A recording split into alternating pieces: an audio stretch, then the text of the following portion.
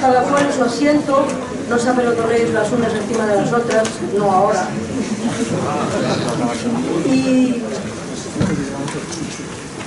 hemos intentado dar a un sistema que nos parecía que podía acrecentar la temperatura de la sala, pero yo creo que la vamos a acrecentar también con nuestro entusiasmo activista, porque ahora, y os doy los buenos días a todas las personas que estáis aquí con nosotras, ahora es el momento de celebrar la mesa redonda de la conferencia CELGTB. La verdad que es un lujo y se agradece a la Fundación 11 que podamos celebrar aquí toda esta jornada. Y os confieso que cuando leo ahí abajo Ilunión, lo estáis viendo, ¿no?, que es una de las empresas de la Fundación 11, no leo Ilunión, leo ilusión. Leo ilusión, que es lo que me produce ver aquí a tanta gente y lo que me produce ver aquí a tanta gente CELGTBera. Y en esta mesa estamos 3 mujeres y 2 hombres para reflexionar y para compartir experiencias sobre nada menos que nuestro activismo, vuestro activismo. Cada cual a su manera, cada una de estas personas a su manera, representamos diferentes tipos de activismo. Somos personas que cada cual, desde su trayectoria personal o desde su trayectoria militante o de ambas cosas conjuntamente, creemos en la necesidad del activismo, interpretamos como si fuéramos una orquesta cada cual nuestro activismo de manera también diversa, y estamos convencidas que la lucha activista, sea como sea que la interpretemos, debe ser el móvil que nos dé cuerda y que nos dé ilusión para compartir y para llevar adelante nuestro proyecto vital. Armand de Fluvià, Elian García, Marisa Castro e Íñigo Lamarca van a ser las personas, las activistas que van a intervenir en esta mesa. Y comenzamos por ti, Armand. Bien, buenos días. No, perdona, no, si me permites, presento un poquito y luego te doy la palabra. Me decía muchas veces, me repetía muchas veces Pedro Cerolo, que tenemos que escribir nuestra historia. Boti, tenemos que escribir nuestra historia, me decía una y otra vez, porque si no lo hacemos, otras personas lo harán por nosotras y lo harán mal. Y decir historia, decir escribir nuestra historia, es hablar de memoria y es hablar de nuestra memoria. Es algo así como una frase maravillosa que leí hace un par de días en alguna de estas redes sociales que tanto frecuentamos. Hay que conocer desde dónde se empezó, con quiénes, los ausentes y los porqués. Es una frase que tiene Julio. Y para que nos hable de todas estas, de esta frase, tenemos aquí a Armand de Fluvià, que representa la historia y la memoria de nuestro colectivo. Dice Armand de sí mismo que es licenciado en Derecho, genealogista y heraldista, y añade textualmente: soy ateo y a mucha honra. No me gusta la ordinariez y la vulgaridad, y no me gusta el PP. Este catalán, que en 1969 aceptó su homosexualidad como lo más importante que tenía dentro de sí, fue quien comenzó la lucha por los derechos de nuestro colectivo, y la comenzó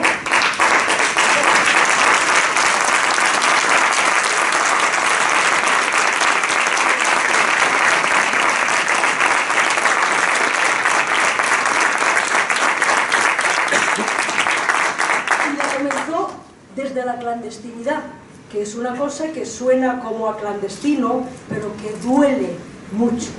Desde la clandestinidad, desde la época en que las leyes del dictador estaban reprimiendo lo que luego fue nuestro activismo, desde ese momento y desde ese lugar histórico empezó un tal Roger de Gaimón, que no puede ser un seudónimo más romántico, el Movimiento de Liberación Homosexual, el MEL, para posteriormente, ya a la muerte del dictador, fundar el Front de Alliberament Gay de Cataluña, otro nombre bien romántico, porque estos son nombres que yo creo que evocan ya la revolución y el buscar algo mucho más utópico. Y además, posteriormente, fundó el Casal Lambda y la Fundación ENYAC, que es una organización para ayuda y asistencia de las personas mayores LGTB. Y fue precisamente Herman quien concibió la idea de una federación estatal de asociaciones, de cuya organización, de nuestra organización, fue su primer presidente en 1992. Así que por todo esto y por mucho más que nos va a contar él ahora, te doy las gracias, Herman, por poder contar con tu presencia y por poder contar con la memoria de tu lucha, que es la lucha de todas nosotras. Muchas gracias.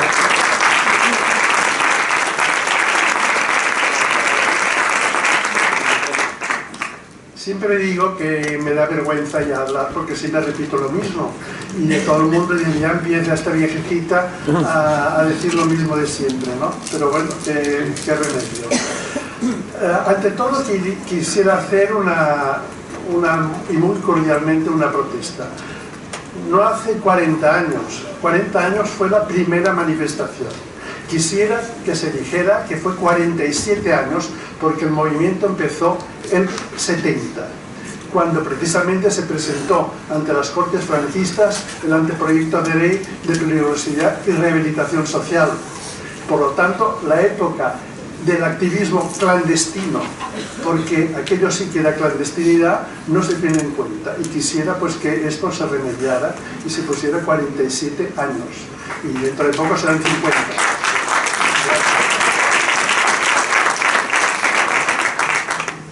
Bien, cuesta mucho también poder decir ahora a las nuevas generaciones lo que era ser maricón en la época franquista.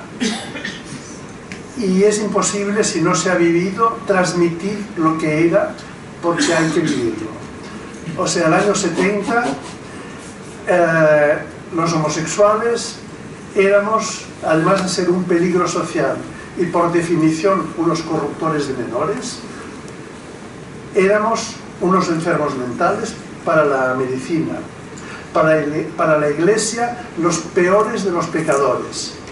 Hay un breve de, no sé si era Pío V, no sé, que decía de los sodomitas, el de la sodomía, peccatum illut horribilem inter cristianos non nominandum. Un pecado tan horrible que no se puede mencionar entre los cristianos. Contra natura, clamaba al cielo, etcétera, etcétera. Y para la sociedad, lo peor de lo peor de lo peor. Sobre todo porque como lesbianas no existían, porque claro, no existía el sexo de las mujeres, pues claro, era invisible, ¿no? Pero en cambio, los maricones, los homosexuales, era lo que era visible. Pues éramos unos hombres que habíamos perdido nuestra condición de machos para convertirnos en mujercitas o medio mujeres. Con los mismos adjetivos que se daba a las mujeres, se daba a los homosexuales. Es que, ya digo, lo peor de lo peor. Yo conocí a más de una madre, y es cierto, no me lo invento, que decían, prefiero un hijo criminal o mongólico a un hijo maricón. Esto era lo que se vivía. Y entonces podéis imaginaros lo que era fundar un movimiento. Yo conocía el año 70 lo que había pasado al año anterior en el Village de Nueva York, y decidimos que con Francesc, que en paz descanse, hacer algo, que había que reaccionar ante este proyecto de ley. Y entonces, bueno, todo esto lo cuento ya en mi libro El moviment gay en la clandestinidad del franquismo, que está medio en castellano, medio en catalán, pero se entiende perfectamente. Todo lo que teníamos que hacer, la correspondencia, hablando no del tema, sino pues del negocio, etcétera, ¿no? Para disimular todo eso.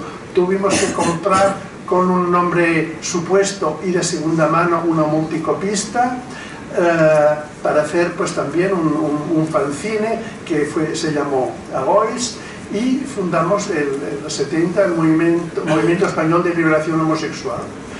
Bien, considero que eran unos héroes los primeros que se quisieron apuntar.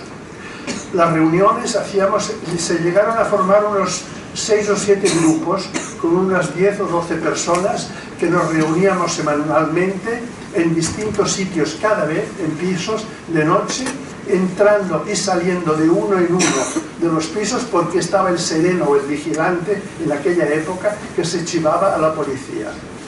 La multicopista también de segunda mano porque la policía tenía controladas casi todas las multicopistas que había. La máquina de escribir en la fábrica del padre de Francesc el Rubí íbamos a hacer los originales para luego pasarlos a la multicopista. Era una máquina de escribir antigua con un carro muy largo, también para que la policía no pudiera descubrirlo. En la carbonera de mi casa, que en los pisos esos del ensanche, cada piso tenía una carbonera abajo porque se cocinaba con el carbón vegetal, pues limpié la carbonera y allí pusimos la multicopista. Y es que he tenido todo esto, lo cuento tantas veces que ya me da vergüenza de comentarlo, pero bueno. Todavía recordaré que en las primeras vueltas de manivela me temblaban las manos y las piernas, y a Francesc le decía, ¿te das cuenta de que a partir de ahora ya somos unos delincuentes? Porque era así.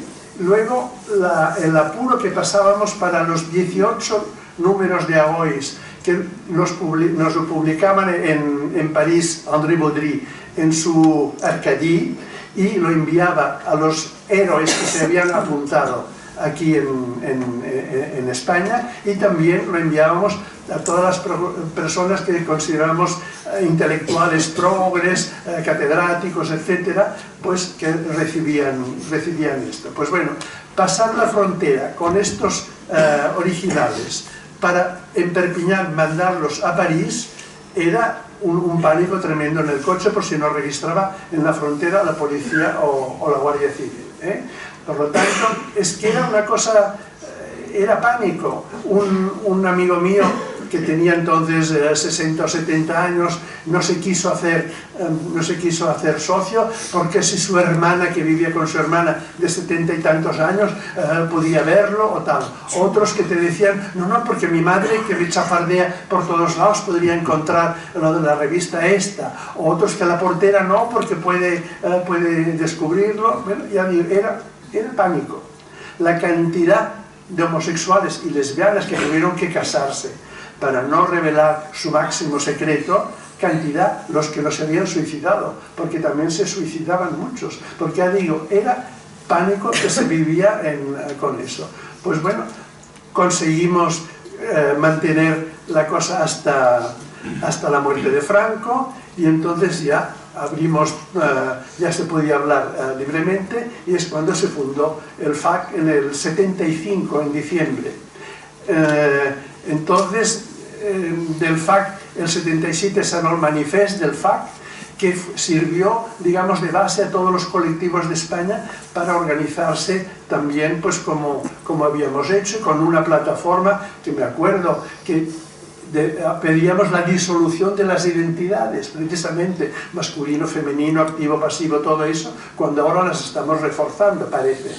También hablábamos contra el matrimonio homosexual, porque el paternalismo era un patrón heterosexual, etc. En cambio, ahora nos casamos. Yo también me he casado, no me duró un año porque me acabo de divorciar. Pero bueno, sí, ¿no? Es la verdad. Pues entonces, claro, si los heteros se pueden casar, porque el homosexual o lesbiana que se quiere casar no puede hacerlo. Igualdad de derechos, pues es de acuerdo, muy bien, y a partir de aquí pues estamos de acuerdo. Entonces fuimos desde el FAC, con la primera manifestación del FAC, la del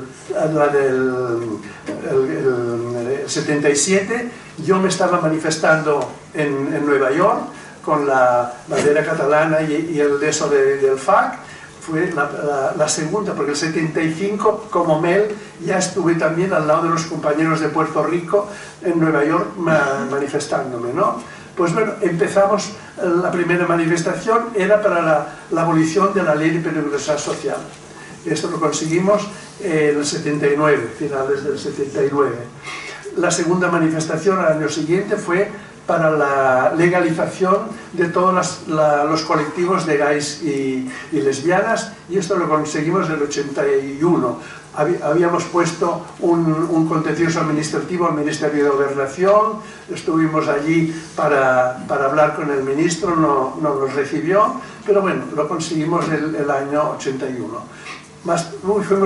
Fuimos consiguiendo la derogación de todo lo que se pusiera un lenguaje moralista, ético, religioso del Código Penal, escándalo público, la moral pública, todos estos conceptos, corrupción de menores, etc. Luego el PP lo volvió a introducir. Pues, en fin, se fue consiguiendo poco a poco hasta el 2005, que ya conseguimos pues, el matrimonio igualitario y la adopción, que también era muy importante, hasta convertirnos hoy en día en un referente mundial en cuanto a liberación de derechos legales, lesbianas, etc. 3 minutos, muy bien. No, sí, ya estoy. Por lo tanto, ¿cómo se ha conseguido eso? Se ha conseguido luchando, porque si no luchas no te conceden nada. Las mujeres tuvieron su lucha feminista feroz y tremenda y lo consiguieron. Los negros en América, en el apartheid, en Sudáfrica, también luchando. Pues bien, nosotros también tenemos que luchar. Hemos conseguido ya legalmente no tener ninguna, que os sepa, ninguna discriminación legal, pero en cambio ahora la lucha es contra la fobia a la diversidad sexual y de género. Y esto es todos los colectivos a los que se deben implicar y luchar pues, con todos los medios posibles que se tengan. Ya he dicho, gracias.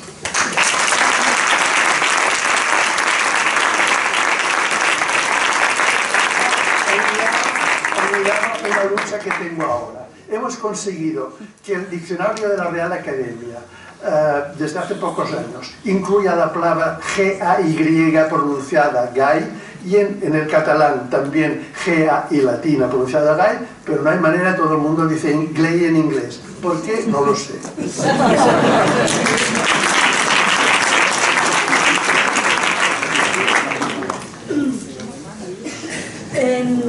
En Barcelona, en el Parque de la Ciudadela, hay un monumento, una glorieta, dedicada a Sonia Rescalvo, mujer transexual asesinada en 1991, precisamente en uno de esos rincones de la glorieta en que solía dormir, asesinada cruelmente de una brutal paliza que le propinaron 6 jóvenes neonazis.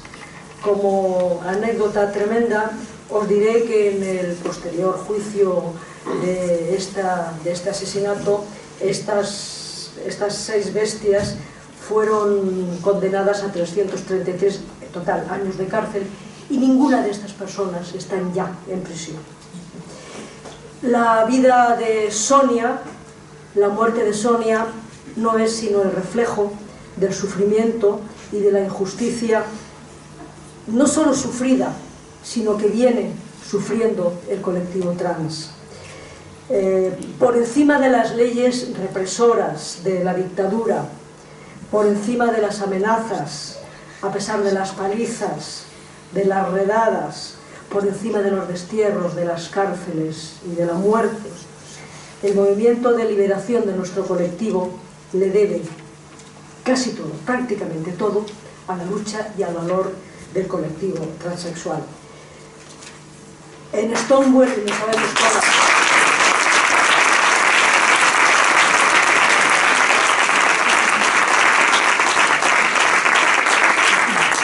en Stonewall del 69, y lo sabemos todas, en nuestra manifestación de Barcelona del 77, y lo sabemos todas, fueron las personas transexuales las protagonistas, las adelantadas, las que recibieron los insultos, los golpes, pero las que tuvieron la determinación de tirar de todo el resto del colectivo. Y Elian García Ruiz está aquí para contárnoslo.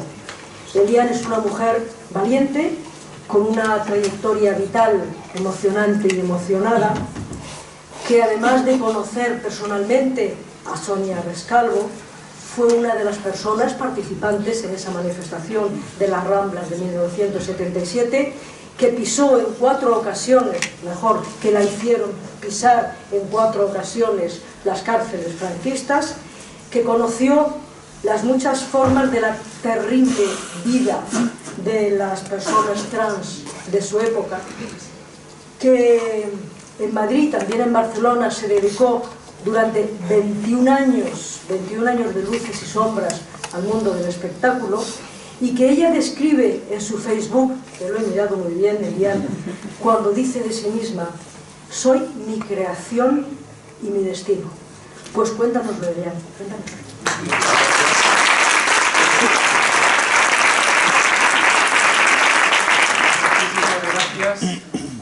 Muchísimas gracias a todos los componentes de la mesa, a todos vosotros, porque sin vosotros esto no sería posible. Como yo decía antes de que se abriera la boca del telón en el escenario, gracias muchísimas por estar ahí delante, por compartir este momento, y gracias al colectivo FELGTB y a Guti García por invitarme. Un beso muy fuerte, muchísimas gracias a todos. Quiero dejar una frase que me he apuntado, pero lo tenía en el Facebook, y quería decir: para decir mentiras hay que tener memoria, para decir verdades, valor.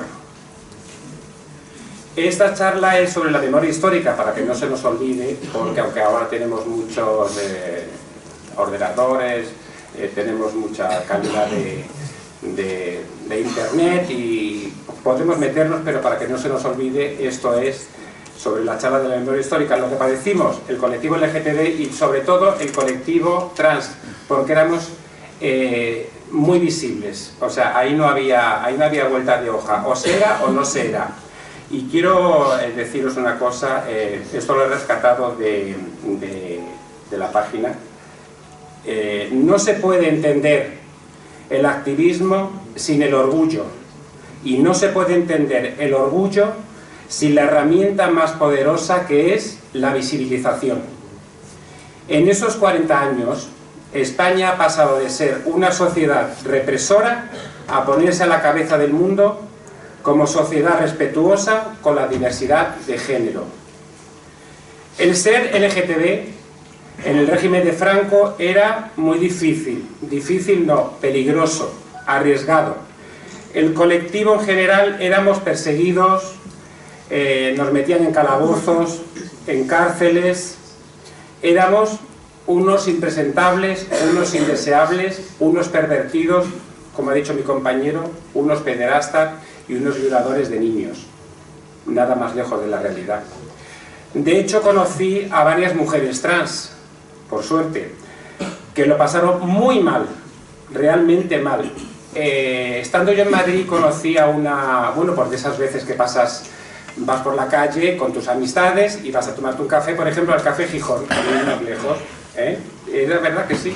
Nos sentábamos en la terraza, pedíamos el café, de hecho lo teníamos que pagar, por si veíamos por laterales de la calle, veíamos a la policía secreta, que eran en un coche 1500, SEAT 1500, con las lunas, con la ventanilla no tintada, porque no se llamaba la luna tintada, sino con las típicas las cortinillas, gracias. Y detrás de ellos, pues 2 o 3 coches de la policía de gris. Pues pie para que os quiero, ya teníamos eso pagado, lo dejamos y corríamos. Uno de esos días conocí a una mujer transexual bellísima, igual de alta que Viviana Fernández, francesa, de hecho venía de Francia. Digo, pues ha venido a caer en el mejor sitio, en una dictadura. En tu aspecto ya estás blanco y en botella. De hecho, la primera vez que yo entré en la cárcel, con 15 años, sí, 15 años, yo no tenía que haber entrado en la cárcel. Me apartaron de mi madre, me apartaron de mis hermanos. Yo era huérfana de padre, mi padre falleció con 56 años, yo entré a trabajar de Botones en el Hotel Palace. Y bueno, pues uno de esos días, pues topé con esa mujer maravillosa. Caímos varias veces, nos corrían por las calles, nos ponían el cara a la pared a cantar el cara al sol y con la metralleta en la espalda. O si no, con una pistola en la nuca. Como lo estoy diciendo. Y lo estoy diciendo, dirás, pero qué fácil lo dices. No, es fácil ahora mismo, porque vosotros me dais la fuerza que yo necesito, pero en ese momento era muy difícil. Yo perdía trabajo, perdía amistades, entraba donde no tenía que haber entrado nunca, ni yo ni muchas personas más como yo, con independencia de tu tendencia sexual. Conocí a esta mujer, luego, después de 4 veces en la cárcel, cada una de 15 días, en el intervalo de la primera quincena a la segunda quincena, en Carabanchel, en la Quinta Galería, en el Palomar, transcurrió una semana del cual yo no podía trabajar, porque ya se cuidaba muy mucho en el régimen, en la dictadura. Si no cantabas cara al sol, te daban de hostias, con perdón de la presión, que daban a vueltas con trompo. De hecho, perdía trabajo y cuando iba a reanudar mi trabajo, tiraban de, ahora se dice hemeroteca, tiraban de ficha, y al ver que habías pasado por la comisaría o por la cárcel, ya te habían hecho las 3 fotografías de rigor, y en el argot carcelario se llama tocar el piano. Tocar el piano es las huellas, es el argot carcelario. De hecho, ¿cómo rehice mi vida? Pues después de las 4 veces que yo caí en la cárcel, dije, no, perdía trabajo. Luego, después de ahí, me acuerdo que me coloqué en de Botones, en Leyland Pegaso, en el Paseo Barquer de Monistrol, al lado del Paso de Extremadura, que ya no existen las oficinas centrales. Y de ahí también, yo era como ahora se lleva todo por ordenador, todo digital y todo se manda por email y eso. Antes yo era el Botones, llevaba mi carpetita, mi traje gris, mi camisa blanca, mi corbatita, pero decía, eres un afeminado, maricón. No, afeminado no. Femenino, que es diferente. Femenino. Claro, yo iba con la carpetita como una niña así por la calle. Claro, cuando me bajo en la plaza, en la plaza de Callao, antes de coger la calle Preciados, porque estaba toda la almendra central llena de bancos, como bien sabéis, pues ahí me cazaron, no entré en la calle Preciados. Esposado, a todo esto esposado por la calle, de día o de noche daba igual, con un tipo detrás, con una pistola detrás, en la espalda, y con otro delante agarrado del brazo. Claro, el recorrido visual de la gente era impresionante, llorando, pero ¿por qué me detienen? Yo quiero que me llamara a mi madre, yo quiero a mis hermanos. ¡Hostia, que te pico! Eso es lo que se dedicaban en la dictadura, eso es lo que hacían. Perdóname por los nervios, pero es que esto...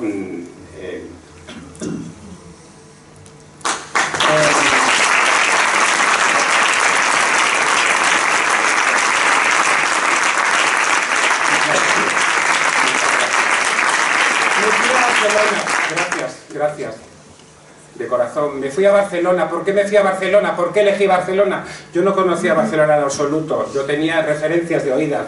Pues Barcelona es más cosmopolita, Barcelona es más abierta, Barcelona es... No, la palabra libertad no existía, 40 años sin libertad, por supuesto, pero era más abierta, con 40 ojos tenías que ir. Pero yo pisé Barcelona. No se me olvidará que el primer contacto que yo tuve en la cafetería Manila de Montera todavía estaba abierto, yo no había firmado finiquito ni nada. Entonces, el último contrato, después de varios trabajos, me coloqué en la cafetería Manila de Callao, que ninguna de las dos existen, que presuntamente, supongo que muchos de vosotros y vosotras lo conocéis. Bueno, pues yo me quedaban 3 meses de contrato, yo entregaba mi sobre en mi casa, mi madre, no sé qué, no sé cuándo, me daba mi tabaquito para los transportes, bueno, con una Coca-Cola, con mis amigos. Mi madre era sabedora de todo, porque una madre es una madre. Mi padre no sé si fue al otro mundo sabiendo lo que soy, pero mi padre, el mejor padre que yo he tenido en mi vida, si no lo apreciara nadie, de verdad. Supuestamente lo sabía, no lo sé, pero mi madre sí era conocedora de ello. Me fui a Barcelona, a la estación de Francia, taxi, Ramblas, referencia, Ramblas, enfrente del liceo, con mi maletita. Le dejé medio sueldo a mi madre en la coqueta y el otro medio sueldo, digo, por lo menos para pagar una semana de pensión, aunque me quede sin comer, aunque sea un bocadillo de mortadela, me da igual, pero por lo menos que no me quede en las Ramblas tirado como una lechuga. Y bueno, con la suerte de que a los 10 días encontré trabajo en la calle del Carmen, fregando platos, en el restaurante Quo Vadis, el mismo día que hablé con la señora Mercedes, una señora de esas poderosas, catalanas, de masía, bien con muchos collares, ¿no? La más de amable conmigo. Al día siguiente trabajé, se me iluminó el cielo, se me iluminó. Y bueno, y así que empecé en Barcelona, de los cuales 7 años, que yo no reniego nunca de Barcelona, nunca renego de Barcelona, 7 años trabajando, de los cuales yo por la noche me escapaba al Paralelo, que es como decir aquí la Gran Vía, calle espectacular, calle de teatros, music hall, cabaret, salas de fiestas, y entonces yo me empecé a codear en el mundo de la noche. Yo ya traía de antes el gusanillo del espectáculo, el gusanillo del tacón, de las plumas, del estral, de todo eso, ¿no? Durante 21 años. Bueno, pues allí conocí a Sonia, conocí a Viviana, trabajamos juntas, pero conocí a Sonia. Yo me enteré de lo de Sonia estando aquí en Madrid, hace años, claro, por mediación de Google y YouTube, pues te vas enterando de muchísimas cosas. Yo me quedé impactado. De hecho, una de las noches que salíamos de Barcelona de noche, que luego íbamos al Trastor, al lado del liceo, que tampoco existe, nos dijo el portero de la sala, dice, no vayáis andando por la calle Conde del Asalto a las Ramblas, porque sé dónde vais, tener cuidado, dar la vuelta, coger un taxi en el Paralelo y bajar por Colón y subir. Bueno, pues lo que yo vi, se te ponen los pelos de puntas. Eso hay que verlo, no tiene que haberlo visto, no tiene que haberlo vivido esta persona maravillosa, Sonia Rescalvo. Habían 3 o 4 transexuales atados a una farola. Entre ellas estaba Sonia. La rajaban la cara con un terrón de azúcar. ¿Qué hace el azúcar? No cerrar la herida, se queda abierta siempre. La dieron una paliza, la reventaron un pecho. Hacía meses que se lo había operado. Preciosa, una mujer increíble. Buena como persona, buena como artista, también se dedicaba al mundo del espectáculo, poquito, pero bueno, porque ella quería ganar muchos dineritos, hacer caja. Y yo la respetaba todo eso, pero yo me quedo con la persona, me quedo con lo que vi, y eso era lo peor que yo podía haber visto. Y luego me enteré con el tiempo que la habían asesinado. O sea que Sonia está en el recuerdo de todos y de todas por lo que ha supuesto y por esa placa conmemorativa, para que no se nos olvide que tenemos que tener memoria histórica para todos y para todas. Luego yo empecé en Barcelona de noche. De ahí me dieron la oportunidad de trabajar en Barcelona. Luego debuté, después de 3 años y medio en Barcelona de noche, debuté como primera vedette. Era la misma empresa, Barcelona de noche, calle Tapias, Gay Club, Paseo del Prado. Durante 4 años de primera vedette, ¿quién me lo iba a decir a mí? Pusieron confianza en mí los coreógrafos, los empresarios, y estuve 4 años de primera vedette en el Gay Club, pues con Pierrot, por ejemplo, con Paco España, con Pawlowski. Ahí estuve trabajando, luego de gira durante 21 años, luego me retiré. Había que hacer una... ¿cómo se llama eso para que luego te jubiles? Una... Plan de pensión. Plan de pensión. No, no, para la cotización, para la cotización, porque la cotización era muy baja, además que tenía 10 o 12 años y había que hacer caja para la cotización, para luego, el año que viene ya me jubilo, qué bien. Bueno, pues eso, y luego me dediqué a trabajar de cocinera. Luego me saqué el certificado de estudios de auxiliar de geriatría. Y no quiero dejar así en el aire. Yo estuve en la manifestación del 77 en Barcelona. No llegamos a la plaza de Cataluña porque llegamos a la altura del liceo, llegamos de la calle Conde del Asalto, una calle más atrás, salieron los policías con porras, pelotas de goma, y nos dieron de paliza para aburrir. La que pudo, tacones para que os quiero, y la que no, pobrecita, en la calle tirada como una colilla. Quiero decir también, que aquí lo tenía apuntado, ya no me extiendo más, muchas gracias. Quiero decir que antes no teníamos opción a ir a un endocrino, a un psicólogo, que eso es muy importante. Hormonas clandestinas, no tan clandestinas. Las comprábamos sin receta médica, o sea, te podía pasar cualquier cosa. De hecho, yo compraba las hormonas, el Proginón de POC y el Proginón de 500. Yo de 500 nunca me puse, la verdad. No me operé el pecho ni nada. De hecho, sigo teniendo pecho de hormonas, el Proginón, pero no era lícito que no te abrieran las puertas para un tratamiento hormonal ni para un tratamiento endocrino. O sea que hormonas clandestinas, podemos llamarlo así. Pero quiero deciros que esto y mucho más todavía queda en la memoria histórica. Tenemos un tiempo muy limitado. Yo quiero agradeceros vuestra atención y no se me queda nada más en el tintero. Quiero daros las gracias y lo que nunca perdonaré, ya termino, lo que nunca perdonaré es que mi madre y mis hermanos tuvieron que verme detrás de unas rejas. Yo hubiera preferido que no se hubieran enterado. Mi madre todavía llevaba el luto de mi padre de un año atrás, o de un año y medio. Y mi hermano, el pequeño, el que está en diálisis ahora, que tiene 53 años, ese era el pequeño, porque el horror del centro ha fallecido, que tuvieron que ver entre rejas. Mi madre me decía, ¿qué has hecho, hijo? Hijo, da igual, hijo. ¿Qué has hecho, hijo? Mamá, no he hecho nada, estaba trabajando, estaba llevando los documentos. La madre que traía la sinvergüenza, estaba llevando los documentos. ¿Por qué me tiene que ocurrir esto a mí? ¿Por qué? Eso es memoria histórica. Que no se nos olvide. Hemos ido abriendo caminos y espero que ese camino, no por mí, sino por todos y por todas, sea mucho más ancho, mucho más grande y que eso no se termine nunca. Viva el colectivo LGTBI y vivamos todos y todas.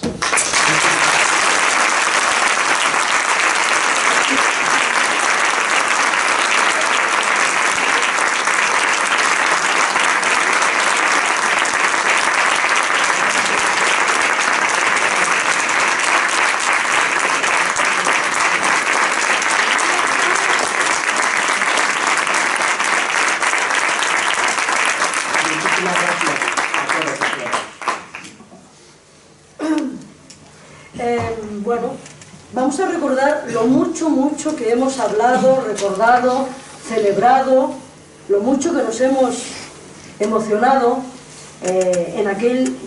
echando la vista atrás, en aquel día feliz de junio del 2005 en que se aprobó por fin el matrimonio igualitario. Eso lo sabemos todas, lo sabemos, lo conocemos, lo hemos recordado, lo hemos hablado. Pero lo que ya no estoy tan segura que conozcamos, lo que no todo el mundo sabe, es que con anterioridad al 2005 hubo dos ocasiones, en 2001 y en 2003, en que se dieron momentos de igual tensión emocional, de igual expectativa, de igual sensación de que eso ya iba por fin a ver si pudiera ser posible. Fue ingenuos de nosotras durante el gobierno del señor Aznar. Quien sabe bien lo que estoy diciendo es Marisa Castro, feminista, exdiputada por Izquierda Unida en el Congreso de los Diputados, que defendió estas iniciativas. En 2001, repito, se dio la primera iniciativa de Izquierda Unida, la primera, que llevó al Pleno del Congreso de los Diputados la toma en consideración de una proposición de ley de modificación del Código Civil en materia de permitir el acceso al matrimonio a las personas del mismo sexo. Yo, entonces era presidenta de COGAN y estaba en la tribuna de invitados del Congreso. Junto a la iniciativa de Izquierda Unida defendida por Marisa, se sumaron otras 4 iniciativas de PSOE, BNG, Iniciativa per Catalunya Verds y de la CHA. Yo nunca olvidaré la sensación que tuve en aquel asiento de la tribuna de invitados. Me acuerdo que me tapaba los ojos, que rezaba, que pensaba, ¿y si puede ser posible? ¿Y si a lo mejor se vota? ¿Y si a lo mejor se equivocan? ¿Y si a lo mejor se convence? ¿Y si a lo mejor se da el milagro? ¿Y si a lo mejor lo conseguimos? Pero que ya ahora lo explico. Marisa Castro fue precisamente la que defendió la primera iniciativa. Daros cuenta que fue una iniciativa en la que se incluían todos los derechos, la primera, y con todos los derechos, incluido la adopción. Y quiero recordar tus palabras, Marisa. Dijiste: quiero que el derecho a la igualdad consagrado en la Constitución lo sea para todas las personas de este país, sin distinciones y en plenitud de derechos. Y añadiste que en caso de derrota volverías a la carga, porque está en juego la dignidad de muchas mujeres y de muchos hombres. Pero efectivamente, el rodillo del Partido Popular, nunca lo olvidemos, que no se nos olvide, esto también es memoria, memoria de afrentas, memoria de indignidad. El rodillo del Partido Popular, con CiU y con Coalición Canaria, en aquel entonces, se llevó por delante las 5 proposiciones de ley, se llevó por delante nuestros deseos, se llevó por delante nuestras expectativas y nuestros sueños. En esa ocasión y después en el 2003. Pero el colectivo no desfalleció, el colectivo siguió soñando, el colectivo siguió luchando. Y supimos que cambiaría la situación política y supimos que aquello sería posible para nosotras. Nunca olvidaremos el trabajo, la emoción y el empeño de esta diputada, Marisa Castro, que fue premiada por una pluma de Federación. Nunca olvidaremos, Marisa, pasionaria del arco iris, como te gusta y mereces que te llamen, tu empeño y tu lucha por nuestro colectivo. Muchas gracias, Marisa.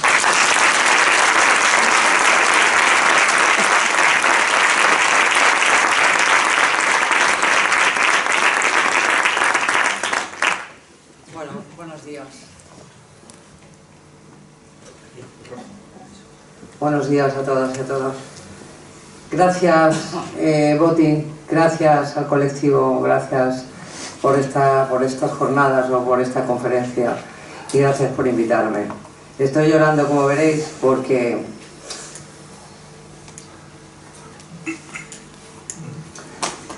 antes de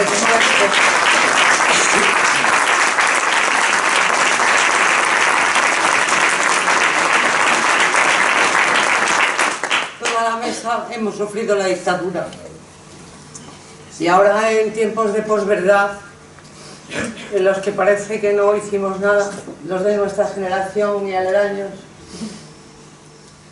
es una oportunidad de oro poder dirigirse a gente joven y decirles que de la mano de la democracia hemos ganado mucho las mujeres y el colectivo LGTB, todos en general, pero nosotros en particular.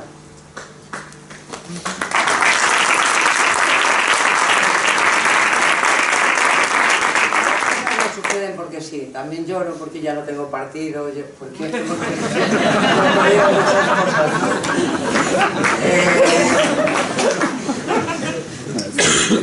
Yo quiero transmitiros que yo he sido prefeminista cuando no había movimiento feminista organizado. Era comunista, militante del Partido Comunista de España, único partido prácticamente que había en este país en la dictadura, y me di cuenta rápidamente de que se nos aplicaban las mismas leyes a los gays y a las lesbianas y a los comunistas.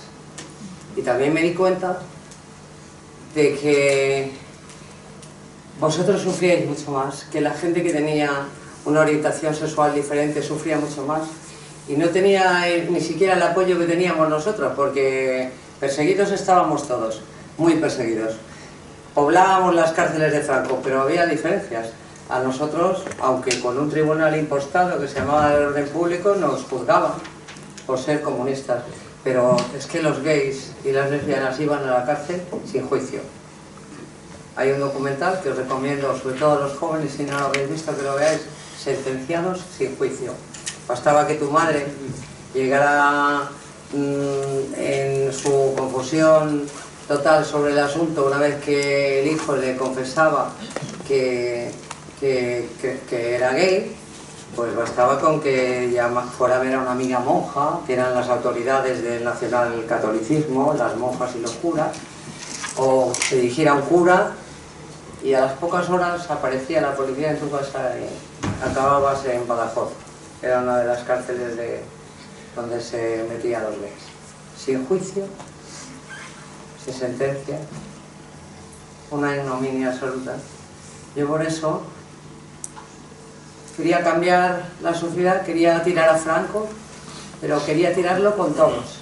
Quería estar segura de que todos íbamos a tener los mismos derechos, de que íbamos a ser iguales en derechos. Por eso me propuse desde entonces luchar por los derechos de las mujeres, por los derechos de los gays y las lesbianas, y la lucha, como decía Boti, el activismo es diverso. Había en Gijón, ciudad en la que yo vivía, 2 bares, uno de chicos y otro de chicas, de ambiente, y yo me iba todas las noches a tomarme algo con los gays y las lesbianas a Cimadevilla y a Costa Verde, a la playa. Y eso para mí era un problema, porque mi partido era un partido glorioso, pero machista doble. Y claro, pues en una ciudad tan pequeña era problemático. Es decir, que no nos hemos caído del guindo, ni somos esa casta que se denuncia tanto, que aparece en las instituciones como el maná caída del cielo. No. Somos gente que hemos luchado por la libertad, esa hermosa palabra que incluye el mayor bienestar de los seres humanos, libertad. Hemos luchado por la libertad para todas y para todos. Claro, yo cuando oigo hablar a Armand Fluvià o a Liam, bueno, luego iré a Íñigo, que es el joven, el guapito de la mesa, y el joven. Este también le tocó dictadura, pero menos. O a Boti, que somos coleguillas de camino.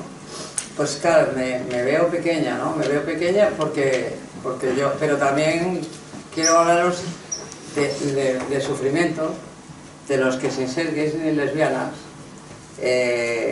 teníamos esa sensibilidad. Y además éramos comunistas y luchábamos contra Franco, ¿no? Y esto es importantísimo porque en tiempos de memoria histórica la posverdad cabalga de una manera tremenda. Por eso es enormemente placentero que hayáis tenido el detallazo de montar una mesa de memoria histórica y de escuchar el testimonio de Armand Fluvià, de Liam, que casi me la como. No me he podido mover de aquí, pero casi me la como. Qué ternura, que la vi en Barcelona y a Paco España. Luego te achucho.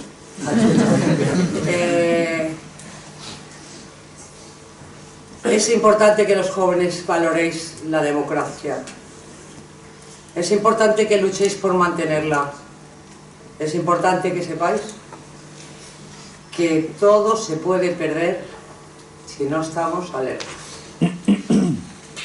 Y que hay unos derechos que, como dice mi amiga Boti, a mí me gusta que me llamen la pasionaria del arco iris. Pues sí, me encanta, porque pasionaria es una de las mujeres de mi vida y porque yo he vivido con mucha pasión la defensa de vuestros derechos. Y entonces, pues sí, me gusta. No he firmado nunca, pero algún día escribiré.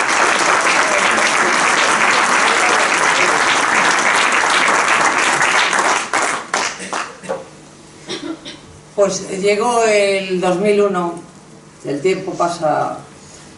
Yo fui concejala del Ayuntamiento de Madrid y en el 2000 me mandaron al Parlamento mis compañeros y compañeras de Izquierda Unida de Madrid. Y tuve una oportunidad de oro.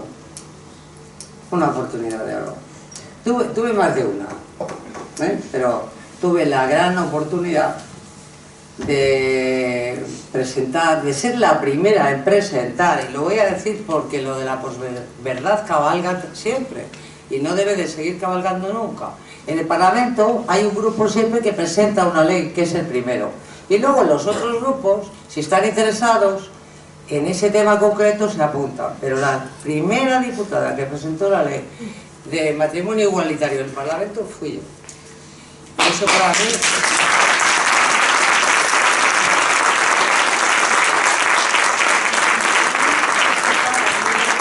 es una oportunidad que me disteis vosotros, porque lo que más me pone la carne de gallina, lo que me hace emocionarme más, es que fui la primera diputada que recibió a Pedro Cerolo y a los gays y lesbianas de Madrid y de toda España, porque estaban de Valencia, de Asturias, en el Congreso. Porque no lo recibía nadie. Nadie es nadie. Y para mí eso es el gran honor. Que yo abrí las puertas del Congreso a este colectivo de hombres y mujeres que venían pidiendo libertad.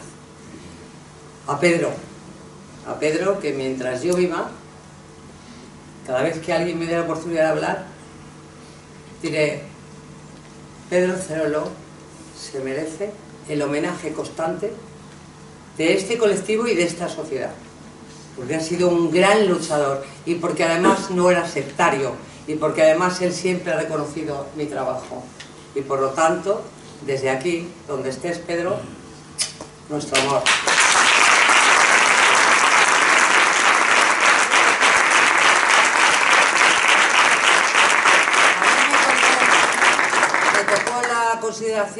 El trámite de consideración por parte del Parlamento de la propuesta. Marisa, perdona, di en qué fecha.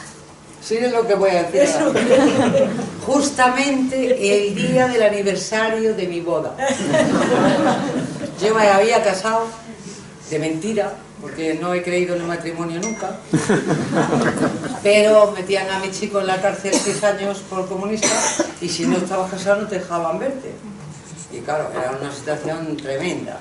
Entonces, un cura amigo, también comunista, nos casó, estuvimos 11 personas allí, un amigo fiscal tocando una marcha pacifista en el piano, y bueno, y yo vestida de azafata porque mi madre me regaló un traje de chaqueta azul, el chico de vaqueros, todo muy moderno. Y justo me tocó el 25 de septiembre del 2001, no, pues del 2003, porque estoy ya con la memoria para allá, ¿no? Me tocó salir a la tribuna a defender la toma en consideración de la proposición para el matrimonio igualitario. Y les dije: bueno, mire, señorías, yo me casé sin creer en la historia de matrimonio, no me ha funcionado, pero sin embargo creo que todo el mundo tiene derecho a saber si le funciona o no le funciona. Pero claro, es que a mí me habían tenido que convencer los gays, porque yo esto al principio, esto de matrimonio igualitario, decía: pero matrimonio, pero qué antiguo, pero por favor, pero si estamos ya hasta el gorro del matrimonio. Y bueno, pues la verdad es que me lo explicaron muy bien, lo entendí, y tuve esa gran oportunidad de defender ante el presidente de la democracia más facha que ha tenido este país, que es Aznar, la ley de matrimonio igualitario. También tuve la oportunidad de maldecir los nombres de las mujeres del mundo y de las madres del mundo por la guerra. Fue una legislatura muy movida.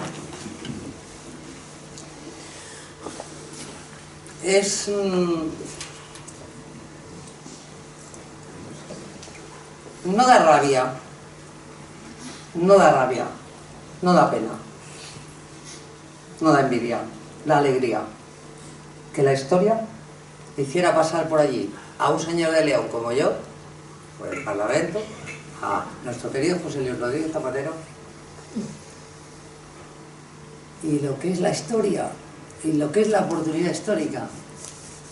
Zapatero barrió mi trayectoria.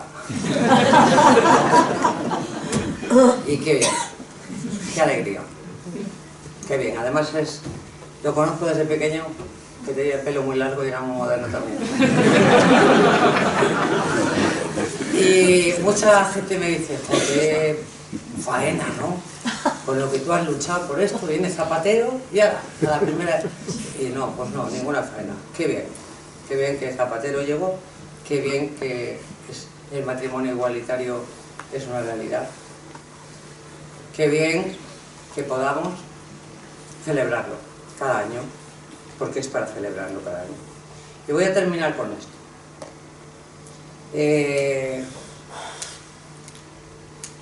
Yo he acuñado el término de derechos malditos. Me refiero con este término a los derechos de las mujeres, que por cierto, no debéis olvidar nunca que todo esto que Armand Fleury ha contado es verdad, pero también es verdad que las mujeres feministas ya luchábamos antes del feminismo organizado por vuestros derechos, incluso dentro de los partidos políticos machistas en los que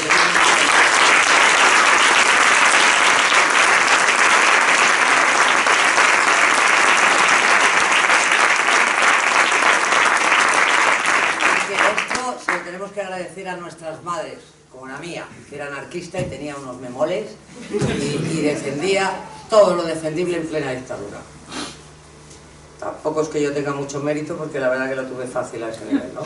Pero quería deciros esto, que estos derechos son derechos malditos, que parece que tienen carta de naturaleza, que de pronto pasamos del nacionalcatolicismo al aborto, al matrimonio igualitario, es decir, una sociedad que decía basada en el respeto, decía Elian, que me gusta más que la tolerancia, porque a ver, ¿por qué tengo yo que tolerar a nadie? Yo creo que la palabra es respeto, pero estos derechos nunca se consolidan. Los derechos de las mujeres y del colectivo LGTB nunca se consolidan. Siempre hay un Ruiz Gallardón de turno en la esquina apostado a ver cómo nos los arrebatan. Si es que no cabe tregua. Las mujeres y los hombres que se hacen imprescindibles son los que luchan cada día de su vida. Yo sé que en esta mesa tenemos ese título, aunque no nos lo dé nadie. Hemos luchado cada día de nuestra vida. Nos han dado algunos títulos. Yo en el 2001 recibí el Triángulo Rosa, que lo tengo muy en mi casa, muy ahí en un sitio preferente. También fui premio Pluma 2015, el premio de los derechos civiles de este país. Me siento súper orgullosa.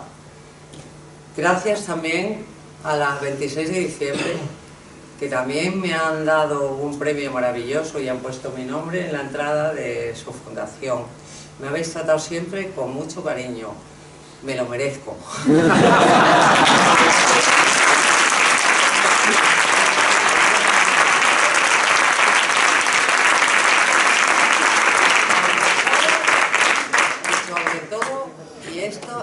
Recordarlo siempre, se lo merece el movimiento feminista, que en los años 80 abrió las puertas, porque todas las mujeres estaban en nuestro universo y decidimos políticamente abrir las puertas a las mujeres lesbianas, que despistadas muchísimas, otras porque, como muy bien dijo Fluvián, es que como las mujeres no tenemos derecho a la sexualidad, ni derecho al placer, ni derecho a nada, ni existimos apenas, aunque nos hemos hecho hueco, ya no estamos en la misma situación, pues abrimos las puertas a las mujeres lesbianas.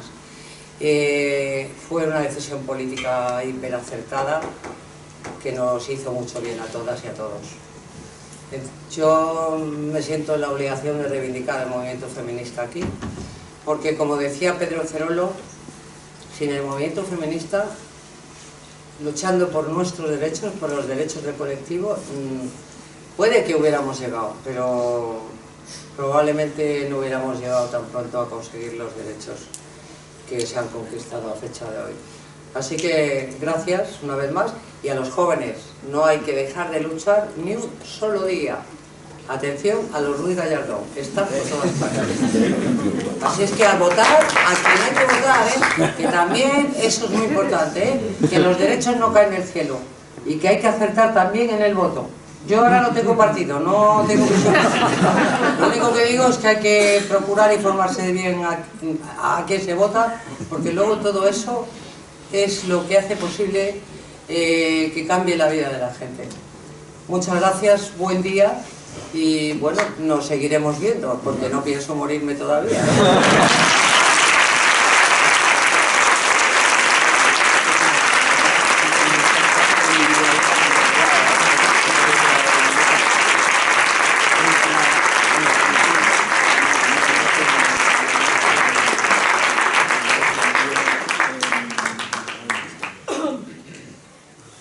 Pues hay que recordar que un 13 de julio del siglo pasado nace en San Sebastián Íñigo Lamarca Iturbe, al que puedo presentar como jurista, como profesor que fue de Derecho Constitucional en la Universidad del País Vasco y que actualmente es letrado de las Cortes Generales en Guipúzcoa, que ha sido ararteco, defensor del pueblo de Euskadi entre 2004 y 2015, pero también y sobre todo al que quiero presentar como activista por los derechos LGTB, como activista por los derechos humanos, como cofundador y presidente de Geitu, nuestra organización en el País Vasco, y como secretario general de esta federación entre 2002 y 2004, la etapa de los años del segundo gobierno de Aznar, coincidiendo también con nuestro segundo congreso, en el que, por cierto, incorporamos la letra T con todas sus consecuencias. ¿Te acuerdas, Íñigo, de aquellas eternas y hermosas reuniones de la ejecutiva de la federación de entonces, en las que soñábamos y diseñábamos las estrategias para poder conseguir una federación fuerte, la federación que decía Pedro, uniendo, sumando, juntando manos, voluntades y esfuerzos? ¿Te acuerdas, Íñigo, cuando soñamos en federación, que teníamos que buscar nuestro propio camino con tanto riesgo, separándonos de aquella lucha en la que creía el movimiento de entonces, que era el empeño por la ley de parejas de hecho estatal? El movimiento entero en aquel entonces en este país creía, apostaba y luchaba por la ley de parejas de hecho estatal, pero las personas que formaban la federación de entonces, de repente les dio por soñar, y además recuerdo la frase cuando dijimos en aquellas reuniones de activistas, amigos activistas, ¿y por qué no el matrimonio? ¿Por qué no la igualdad plena? Porque vamos a pedir ir en un tren de mercancías mientras el resto de la ciudadanía va en un tren que hoy llamaríamos AVE, y entonces se llamaba Talgo. Empezamos a soñar no sin temor por la igualdad plena, y a esa igualdad plena tuvimos la inteligencia de llamarle matrimonio igualitario, pero de preconizar que era igualdad plena lo que queríamos, y lo hicimos no sin temor. Y quiero contar una anécdota porque tenéis que saberlo, que cuando empezamos la campaña por la igualdad plena, que era el matrimonio igualitario, cuando empezamos esa campaña y conseguimos, permeabilizando a la sociedad como si fuéramos lluvia fina, yo siempre me acuerdo cuando voy en el tren y veo ese riego por aspersión, siempre me acuerdo, así lo hicimos en Federación, como un riego por aspersión, de gotas pequeñas pero finas que caen y caen y caen y empapan el terreno. Así soñamos nosotros la igualdad plena, así la fuimos, y lo trasladamos así a la sociedad, y la sociedad se empapó de nuestra necesidad y de nuestro mensaje, pero a nosotros nos daba al mismo tiempo temor, y tanto temor le dio al gobierno de Aznar, que recuerdo, y esto no mucha gente lo sabe, por eso lo quiero contar, que nos llamaron desde Moncloa porque nos querían plantear algo de parte del presidente del gobierno. Y un propio de Aznar, él no, desde luego, nos recibió a un grupete que fuimos de la ejecutiva de entonces de Federación, y nos dijeron exactamente estas palabras: este gobierno les garantiza a ustedes una ley de parejas, de hecho, tan extensa y tan completa como ustedes quieran, a cambio de que renuncien a esa pretensión de luchar por el matrimonio. Éramos 4 o 5 en la reunión, en aquella reunión. Pedro, me parece que estaba Beatriz, me parece que estaba Miguel Ángel, me parece que estaba yo, y no sé si estabas tú también. Nos miramos, daros cuenta de lo que significa eso, ¿eh? Nos miramos y dijimos: no renunciamos, no hacemos el cambio, no queremos ese cambio, seguimos apostando por la dignidad.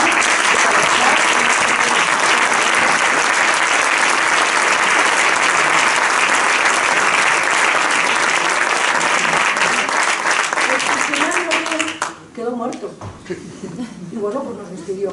Y cuando salimos, ese pequeño grupo, me acuerdo además la sensación de pisar esas alfombras que había, imaginaros, y que se irá viendo.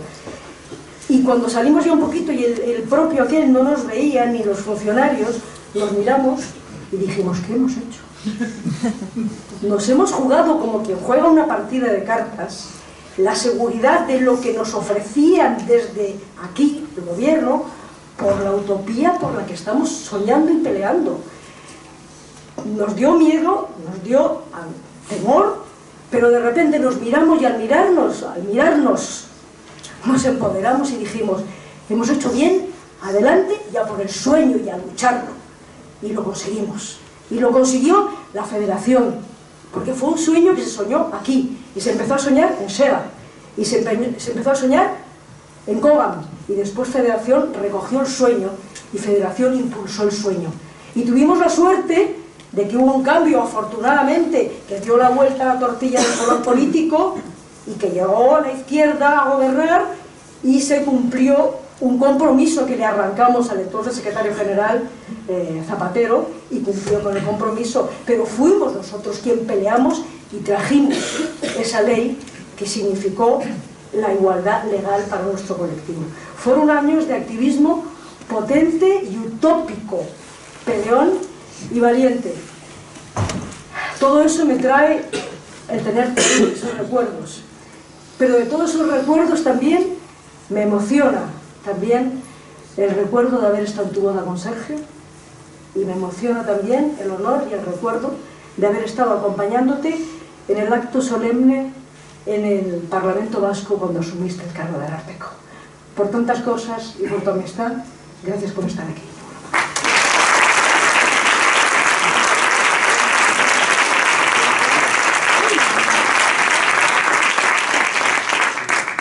Buenos días, muchísimas gracias. Gracias, Botín, una mujer de bandera, una mujer gigantesca que tuvo que tener para decirle una recepción real a su majestad. Su majestad, las personas de la GTV todavía no estamos en la Constitución y tenemos que estar ahí. Bueno, quiero decir muchísimas cosas y quiero limitarme al tiempo establecido. Sí que voy a hacer 4 o 5 apuntes brevísimos antes de empezar con la disertación que tenía preparada. Una es que en vasco en euskera gai significa, o sea, gai, se dice gai, pero significa capaz también. De manera que gai no sube, soy gai y soy capaz. ¿Capaz de qué? De hacer todo lo que hemos hecho y de mucho más. Quiero pedir a la Federación quiero hacer una petición expresa, y es que hay que trabajar para crear.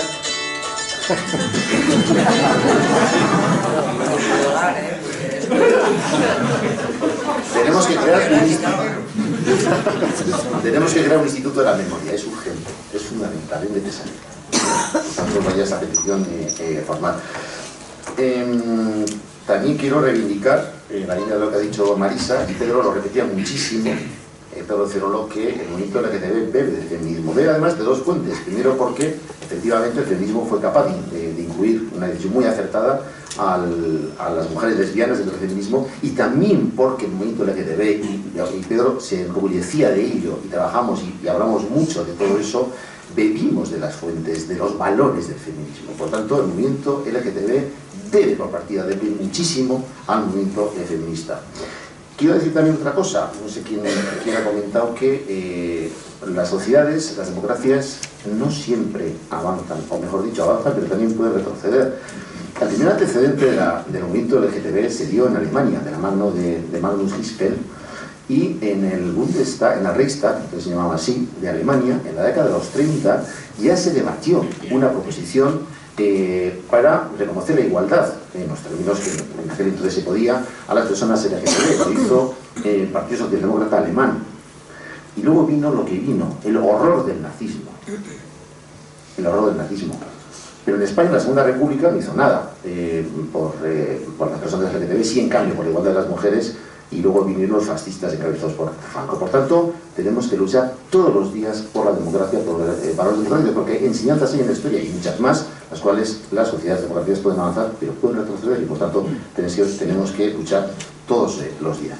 Con respecto a la ley de parejas, claro, el señor Aznar, qué morro tenía, porque el movimiento LGTB, que jugó muy bien sus cartas, muy bien, desde el punto de vista estratégico, siempre tuvo en cuenta el apoyo de la opinión pública. Y antes de reivindicar la igualdad plena, que evidentemente lo teníamos como objetivo, reivindicaba una ley de parejas. Por dos razones. Primero, porque el movimiento LGTB en Europa abogó por esa vía. La primera ley de parejas, de hecho, fue aprobada en Dinamarca en 1989, y después vinieron otras leyes similares en Bélgica, Holanda, etc. Y justamente en estos dos países, en Bélgica y en Holanda, hubo una evolución de las leyes de parejas que, digamos, concluyeron en un contenido similar de esas leyes de pareja, porque fueron, digamos, progresando, alimentándose continuamente, y el matrimonio. Y en España también se adoptó esa estrategia de la ley de parejas porque era lo que existía en otros países, también porque en la España las autonomías, las comunidades autónomas tenían la facultad de poder aprobar leyes de estas características, y fue Cataluña, también en esto pionera, la que aprobó en España la primera ley de parejas, de hecho, y otras comunidades autónomas fueron también aprobando estas leyes. Y por tanto, una reivindicación para que hubiese una ley de parejas, de hecho, que eso la opinión pública en aquel entonces, estoy hablando de los años 98, 99, que hubo manifestaciones en Madrid a favor de una ley de parejas, de hecho, era lo que la opinión pública en aquel entonces podía asumir. El matrimonio no era asumible todavía por la opinión pública, y se reivindicó eso, y se hicieron manifestaciones. Y hubo proposiciones en el Congreso para aprobar una ley, una proposición de ley de parejas. De hecho, ¿qué hizo el Partido Popular en los años 99, 98, 99, en 99 creo que fue cuando se presentó una proposición de ley? Lo boicoteó, estuvo en contra. Y tan estuvo en contra, no tenía mayoría absoluta, que se produjo una votación, también fue Izquierda Unida la que presentó esa proposición, no tenía mayoría absoluta, pero estaba coligado, entre todos, con Coalición Canaria. Y Coalición Canaria no tenía claro el estar en contra de la ley de parejas. De hecho, tenía 4 diputados, y 2 diputados se ausentaron, fueron al bar, porque no querían votar en contra. Pero claro, hay un pacto de Partido Popular con Coalición Canaria. Y se produjo un empate en la votación, en la toma en consideración de la proposición de ley. Para hacer el empate, el reglamento dice, tiene que haber otra votación, segunda votación, empate otra vez. Y los dirigentes del Partido Popular amenazan a la Coalición Canaria y dicen, como no vengan esos hijos de puta con esas palabras del bar a votar, rompemos todos los pactos. Y esos 2 diputados, que estaban ausentes por la vergüenza de no tener que votar en contra, fueron y deshicieron el empate. Ese fue el Partido Popular, eso hizo el Partido Popular el año 99, contra la ley de parejas, de hecho. Y luego, claro, cuando ya se venía la avalancha, rescata la ley de parejas. Entonces nos dicen, no, ahora podemos aprobar la ley de parejas. Siempre ha estado en contra de la ley de parejas, del matrimonio. Luego presentó un recurso. Pero cuando hemos ganado la batalla de la opinión pública, Aznar va a la boda de Maroto. Claro, se lo pasa en grande. Pide perdón por todo lo que habéis hecho, por Dios, pide perdón, hacer autocrítica.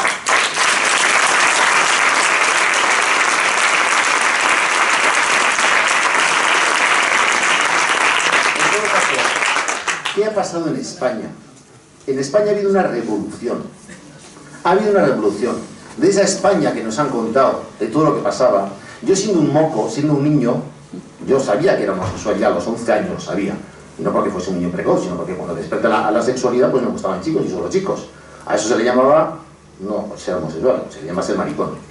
Mis ojos, los ojos de ese niño, leyeron en el periódico El Caso algo que también ha comentado Armand de Zurbia, un periódico que ya dejó de existir, un periódico sensacionalista. Este periódico hizo una encuesta preguntando a los ciudadanos españoles a quién no querrían tener como vecinos y vecinas.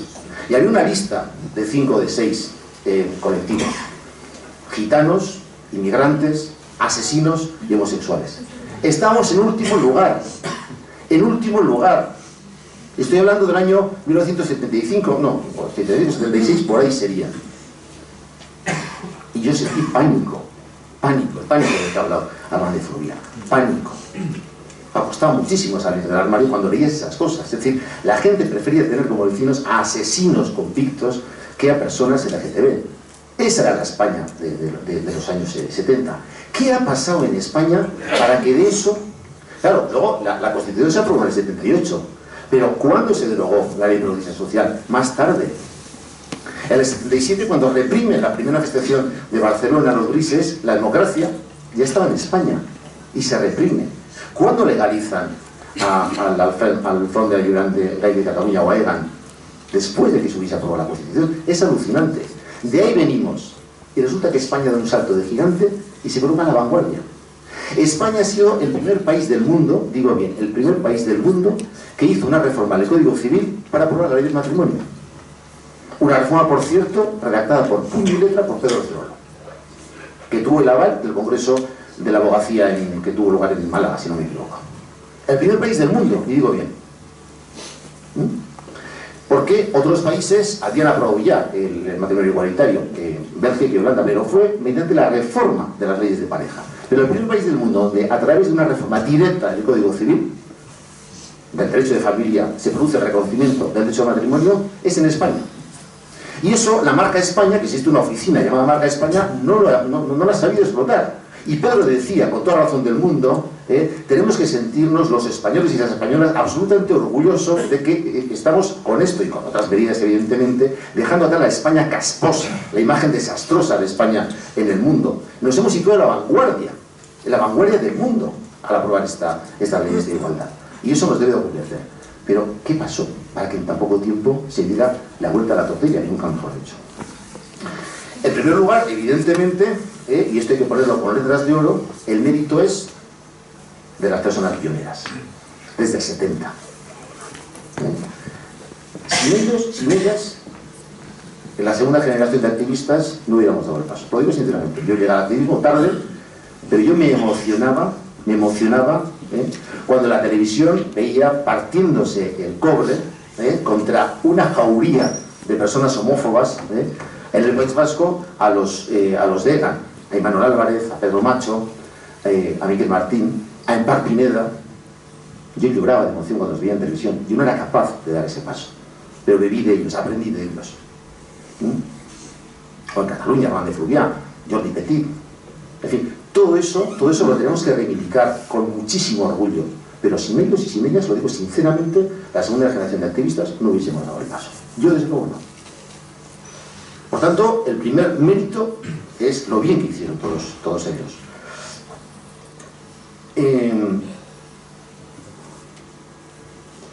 También, evidentemente, ya han pasado 10 minutos,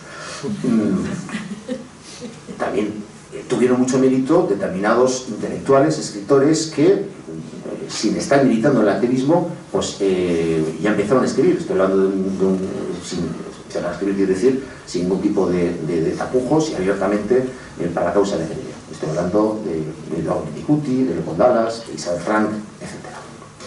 Bueno, yo empiezo en el activismo con Gaytu, la asociación una de las asociaciones de gays y lesbianas del País Vasco, que surge en octubre del 97.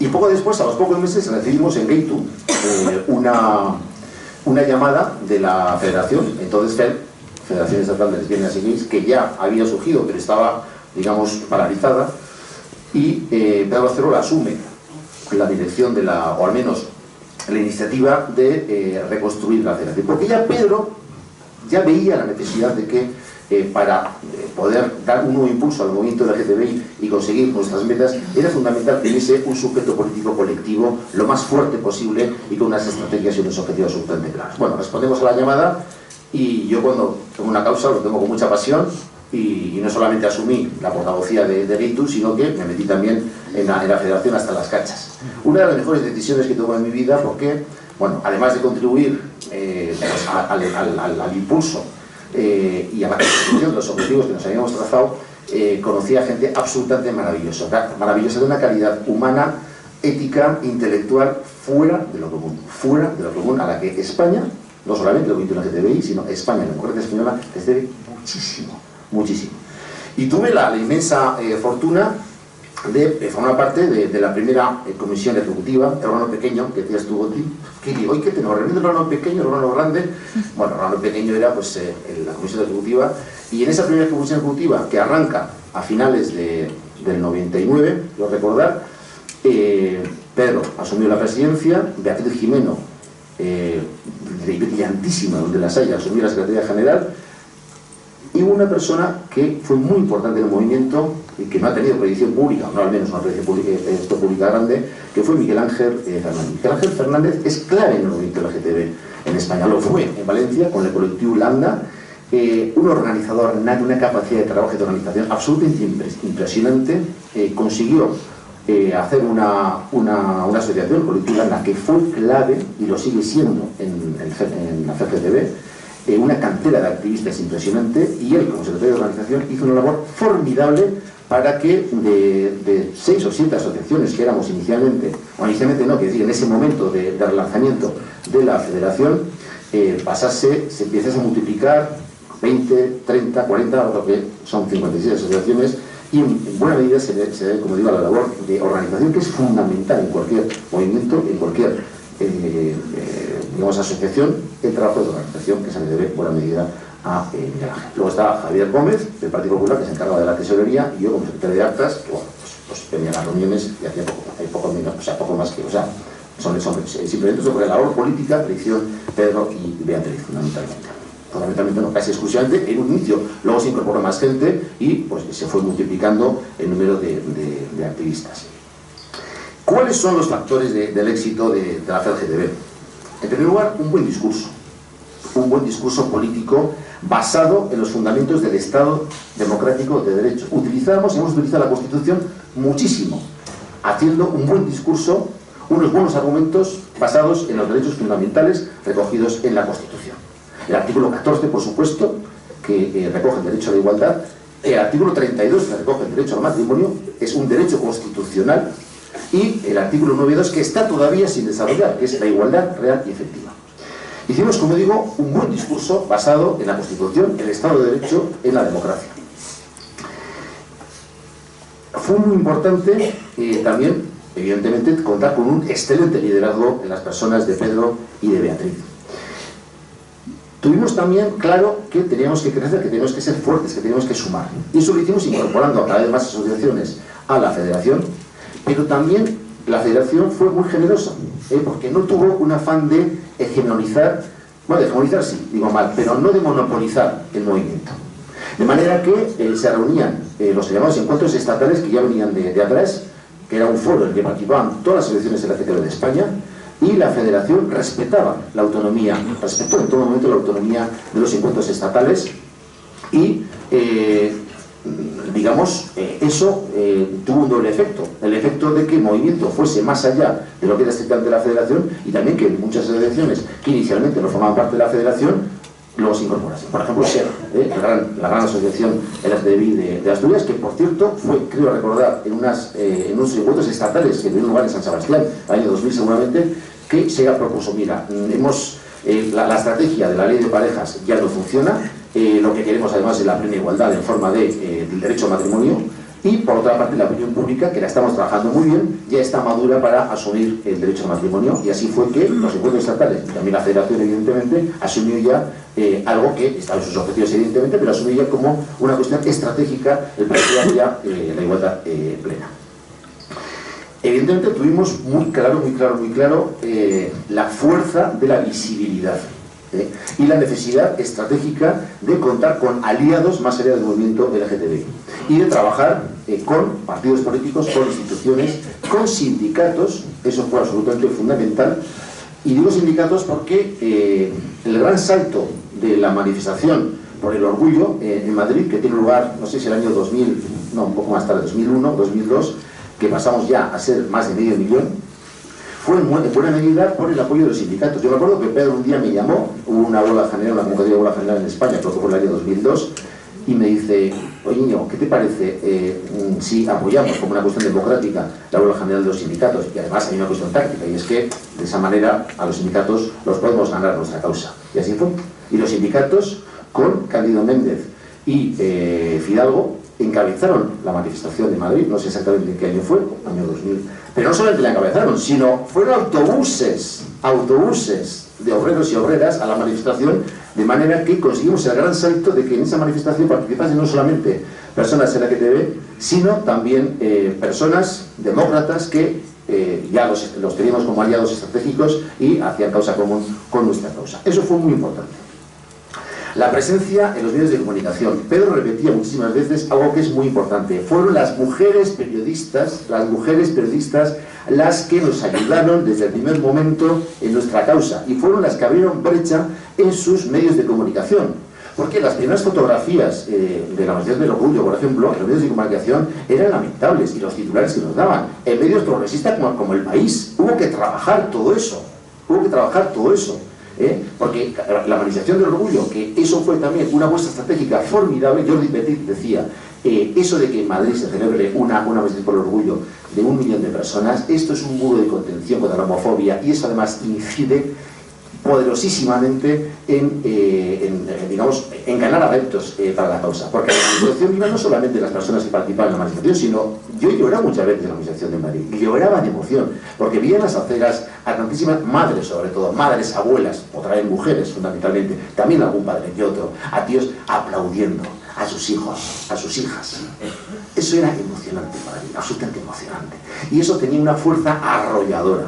Pero conseguimos hacer esas manifestaciones en alianza con las empresas, pero teniendo el liderazgo de la manifestación. La manifestación, y todavía hoy sigue siendo así, a diferencia de otros muchos países, también es excepción de España en esto. La manifestación la organizan LGTB, COGA. Y las reivindicaciones las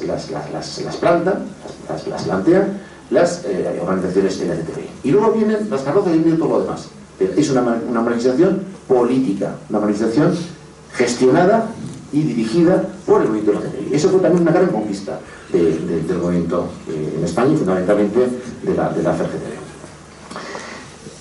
Por tanto, conseguimos una visibilidad fabulosa en los medios de comunicación, y conseguimos que las puertas de los partidos políticos también se fuesen abriendo. Ahí hicimos una labor tremenda, de manera que llegamos a algo que parecía impensable, a finales de los 90, y era que la inmensa mayoría de los partidos políticos en España asumieron nuestras reivindicaciones, incluso el derecho al matrimonio. Inicialmente fue Izquierda Unida, hay que decirlo. Inicialmente fue Izquierda Unida y sobre Izquierda Unida. En el PSOE había una gran resistencia a ello. Es así.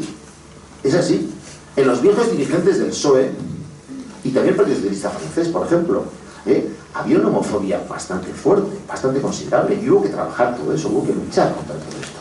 Y Pedro Cerolo hizo una apuesta también muy exitosa, y fue aceptar la invitación que Trinidad Jiménez le hizo para, presentarse en la candidatura del Partido Socialista en Madrid. Trinidad Jiménez, que además era la gran madrina de Pedro Rodríguez Zapatero, un Zapatero que era un diputado de quinta fila, y Trinidad Jiménez organizó las comidas a base de lentejas, algo así, quiero recordar, y el caso es que tenía una relación muy estrecha, y el madrinazgo de Trinidad Jiménez para con Pedro hizo que, la propia valía intelectual de Pedro, hizo que Pedro tuviese una incidencia en las más altas instancias, y cuando Zapatero asumió la dirección del Partido Socialista,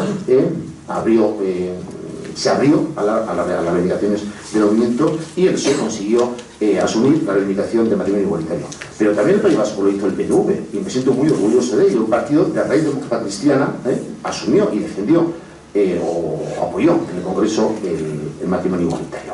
O en Cataluña, Unión Democrática no, pero Convergencia Democrática sí, también lo asumió. De manera que la gran mayoría del abanico político en España consiguió aceptar nuestras reivindicaciones. Y eso fue merced, en buena medida, al trabajo político que hizo la Federación.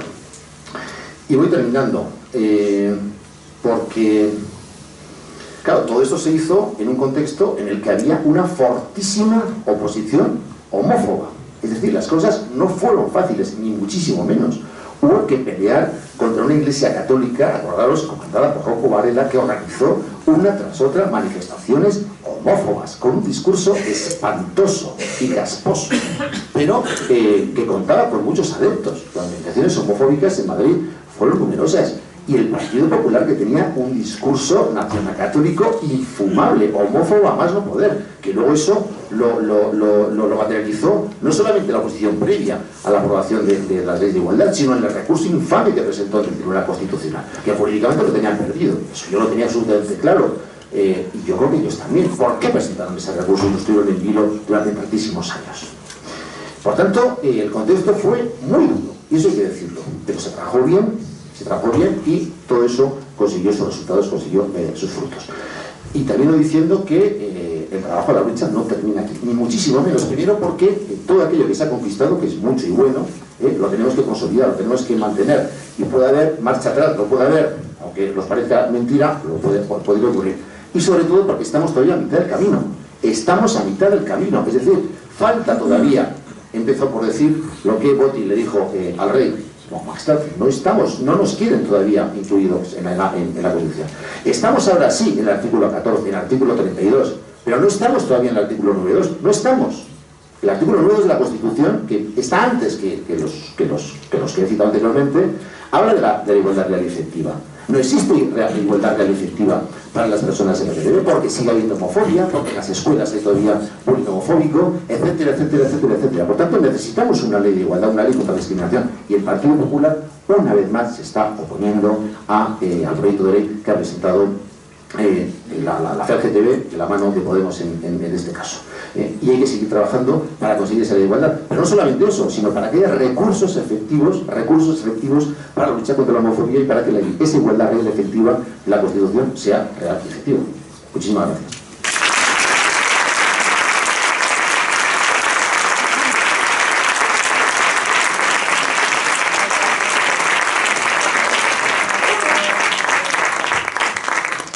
Bueno, pues terminamos, ahora daremos el turno de palabra.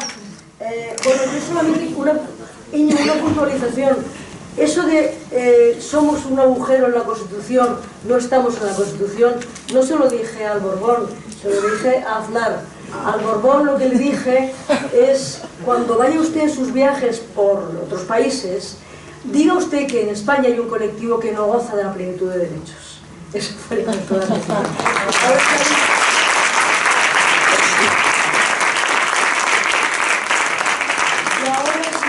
tenemos, ¿cuánto tiempo, secretario de Organización? 15 minutos para un turno de palabra. Daros cuenta que sois muchas y que muchas querréis preguntarnos muchas cosas, así que empieza aquí en Roqueta, que tiene ya el brazo preparado. Hola. Hola. ¿Sí? Buenos días. Bueno, por una parte feliz de escucharos y de oír vuestros testimonios, pero un poco triste porque en este 40 años de activismo y 25 años de CGTB me hubiese gustado también escuchar la memoria histórica de las personas que vivimos con el VIH y que hemos sufrido también doble discriminación, toda la que habéis explicado, más vivir con el VIH, ¿no? Y todavía queda muchísimo por hacer. Todavía se nos discrimina en el ámbito laboral, se nos discrimina a la hora de contratar seguros, etcétera. En el ámbito sanitario hay mucho por hacer. Entonces, yo creo que ha faltado esa pata y debemos también luchar por la xerofobia que hay dentro también del colectivo LGTBI. Y espero que CGTB lo retome y que no vuelva a suceder que en una mesa no esté esta parte, por favor. Gracias. Gracias, sí.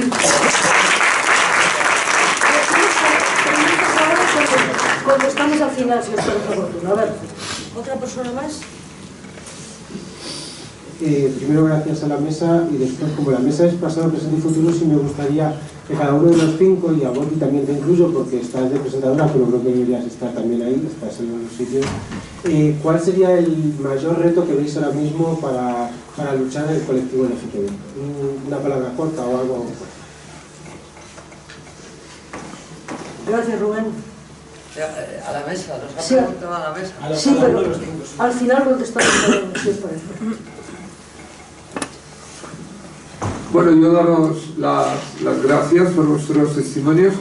y como tenemos poco tiempo, agradecerle a Lian porque me ha emocionado muchísimo lo que has explicado de Sonia, porque bueno, yo subí allí en el 91 cuando tuvimos que hacer el juicio. Como tú me has explicado, en los momentos muy duros, explicó Boti, teníamos que entrar con ellos a la sala del juicio, pero no conocía ese episodio anterior que has explicado de Sonia. Creo que es muy importante que la hayas puesto hoy aquí, nos hemos enterado por lo menos nosotros hoy, y me gustaría luego hablar contigo porque creo que es un testimonio que es bueno ponerlo junto a la historia de Sonia, ¿no? Y a Íñigo, me impresionó mucho lo último que has dicho y creo que es importante la importancia que tiene. Podemos ir hacia atrás, podemos retroceder, porque no quiero extenderme, pero bueno, ya sabéis lo que pienso, soy catalán y de Cataluña, y yo creo que ahí ha pasado algo muy grave y que hay un retroceso en libertades y en derechos fundamentales, y lo repetiré la frase ya conocida de vinieron a por los comunistas, en este caso, pues eso, creo que es muy importante lo que has dicho y creo que es lo más importante que hoy tendríamos que tener claro. Podemos retroceder y no lo podemos consentir.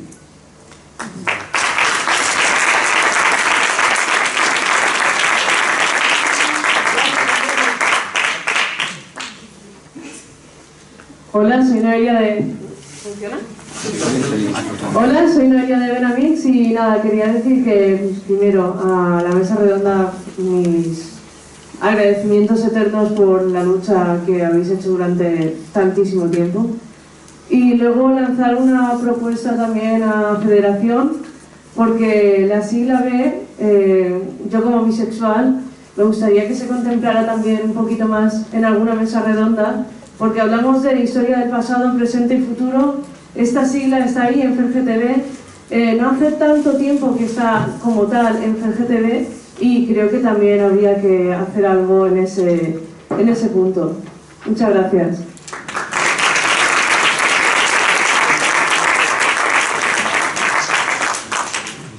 Gracias, Nadia. Nadia. Noelia. Noelia. Gracias, perdona. No pasa nada. Más.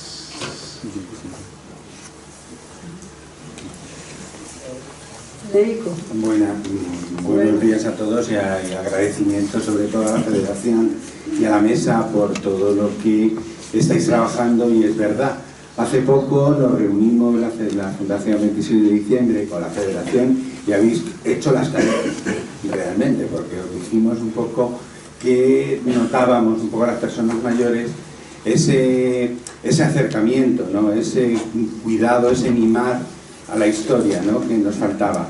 Y lo comprendíamos y lo sabíamos, que hay mucho trabajo que hacer, y ahí ya habéis estado trabajando. No es que no os queráis, evidentemente que no, pero este acto a nosotros nos colma de felicidad, ¿no? De que realmente podamos conocer nuestra historia antes que se nos mueran, porque se nos están muriendo y nadie es capaz de acercarse a ellos, ¿no? Pero bueno, pues que seamos, os agradezco este acto sobre todo, y que el sufrimiento que hemos tenido, que no nos olvidemos que esa gente está muriendo sola. Entonces tenemos ahora que hacer algo por ellos, ¿no? Porque están muy solos, sobre todo las personas, y eso es mi compañero, los que han luchado en la pandemia para que no murieran solo las personas que estaban infectadas y que estaban muriendo, ahora están solas. O sea, es una contradicción muy fuerte, ¿no? El ver cómo esas personas que han luchado por nosotros porque tuvieran una buena muerte, las personas que estaban infectadas y que nadie sabíamos, y que ahora mismo nadie se acuerda de ellas. Y eso es una tarea que tenemos que coger todo el colectivo. Entonces, bueno, eso es lo que quería comentar. Muchas gracias a todos.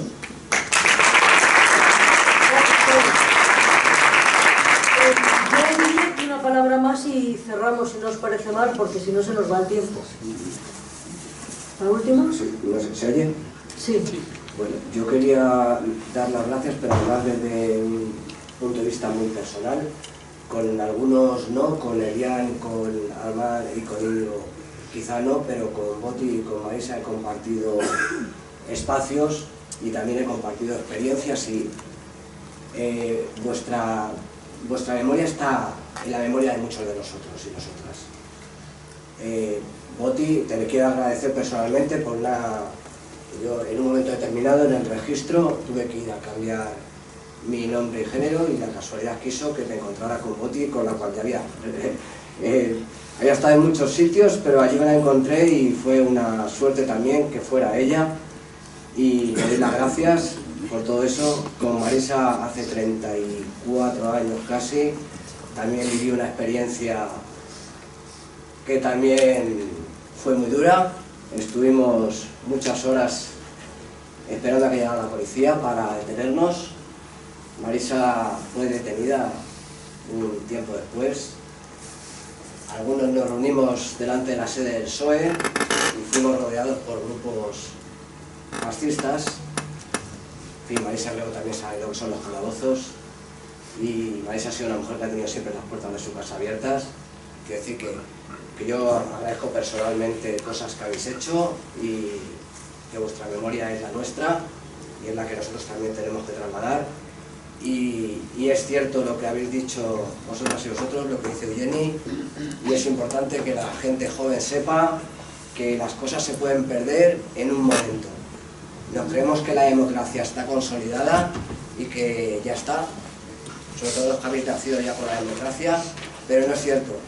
Y la democracia, sobre todo, estamos ahora mismo en un momento muy delicado y nos la pueden arrebatar en cualquier momento. Hay que luchar cada día. Y hay que tener muy claro quién es el enemigo. Pues hay que tenerlo muy claro. Y contra eso hay que luchar siempre, cada día, cada momento, con los ojos muy abiertos. Gracias, muchas gracias.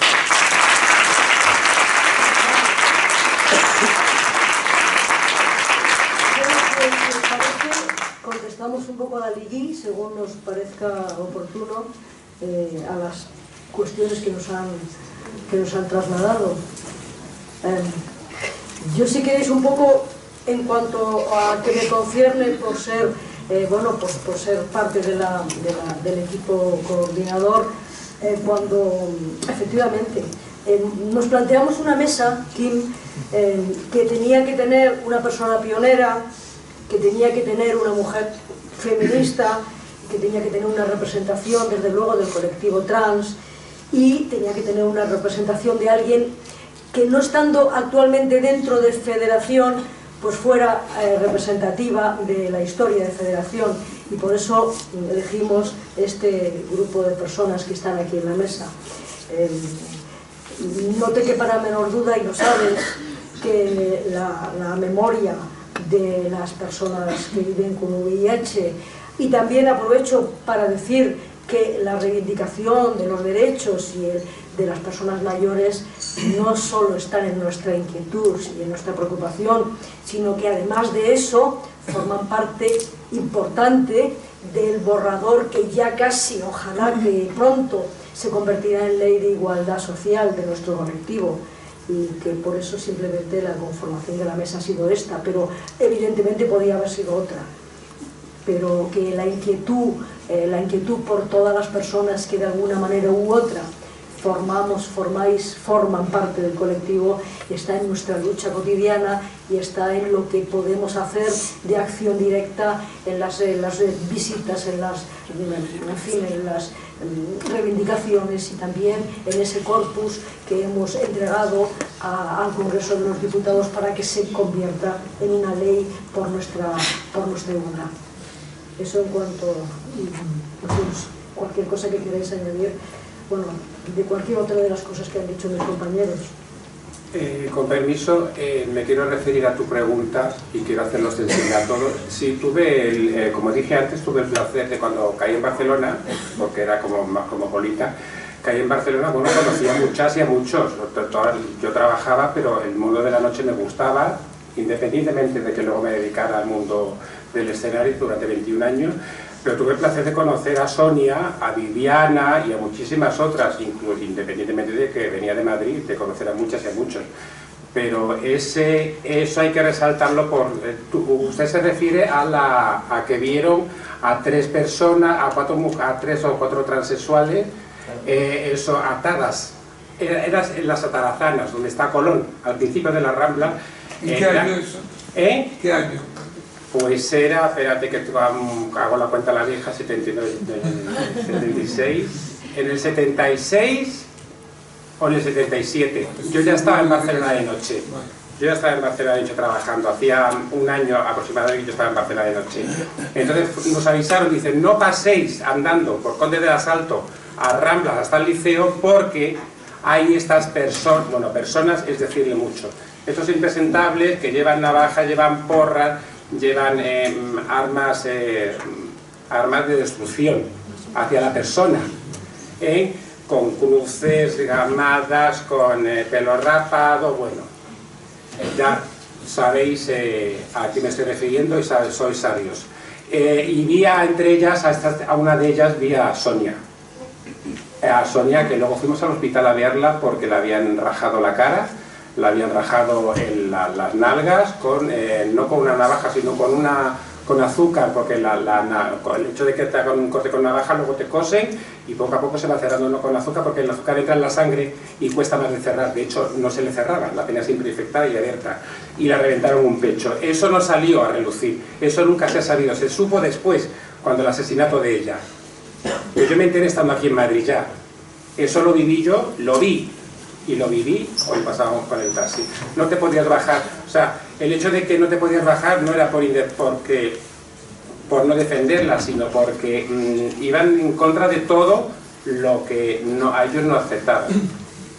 Eso era, puntualizar eso nada más, que eso no ha salido nunca. Ha salido a raíz de cuando a esta maravillosa persona la asesinaron en Barcelona. Pero en otro nunca se ha sabido, y yo sí lo vi. Gracias.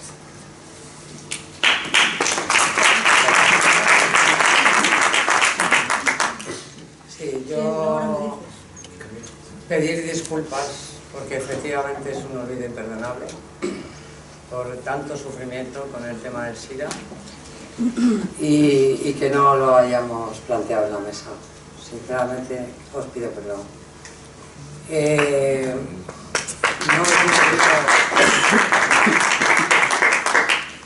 Es producto seguramente de que tenemos que hablar de muchas cosas y que a lo mejor, no sé, yo soy sanitaria y yo estuve en el tema del SIDA, a lo mejor como que lo asimilo más a un seminario específico tal, pero de verdad que lo siento en el alma en no haberlo traído aquí. Tenéis nuestro reconocimiento y nuestro respeto. Por supuesto, el tema de los mayores, Federico sabe bien que yo, cuando vinieron a verme al Parlamento, les dije: hay líneas de trabajo que tiene que abrir el colectivo de modo inmediato, y una es la de los mayores, porque ha habido una cosa de la que tampoco hemos hablado, que es el autoexilio. Muchos jóvenes españoles se fueron a América, fundamentalmente a América Latina, para nunca más volver, para nunca más encontrarse con su familia, con su madre, porque no eran capaces de enfrentarse al estigma y al desprecio que la sociedad española, el nacionalcatolicismo, ejercía sobre este colectivo. Yo en mis múltiples viajes por América Latina me he ido encontrando muchísimos jóvenes que ya no eran jóvenes, mucha gente de mi generación y aledaños que se fueron de aquí y que nunca más volvieron, y que también merecen ser recordados, porque esto no se puede cuantificar, pero esto también ha existido. Y luego quería contestar a mi compañero y amigo que preguntó sobre cuál es el reto más importante que entendemos nosotros. Yo creo que el reto más importante es el reto educativo. Yo creo que la escuela pública hay que defenderla como lugar que imparte valores de respeto y de convivencia, no solo de conocimientos. Hay que estar muy atentos porque también nos quieren privatizar la escuela pública y entonces pues ya va a ser mucho más complicado. Y yo creo que el gran reto es la educación.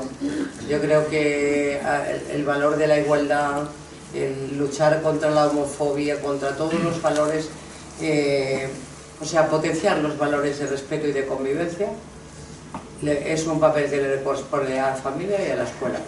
Y yo creo que el gran reto está tanto para el colectivo vuestro como para el colectivo de las mujeres con el tema de la violencia de género y otras historias también muy dramáticas que estamos viviendo, está en la educación sin ningún género de dudas.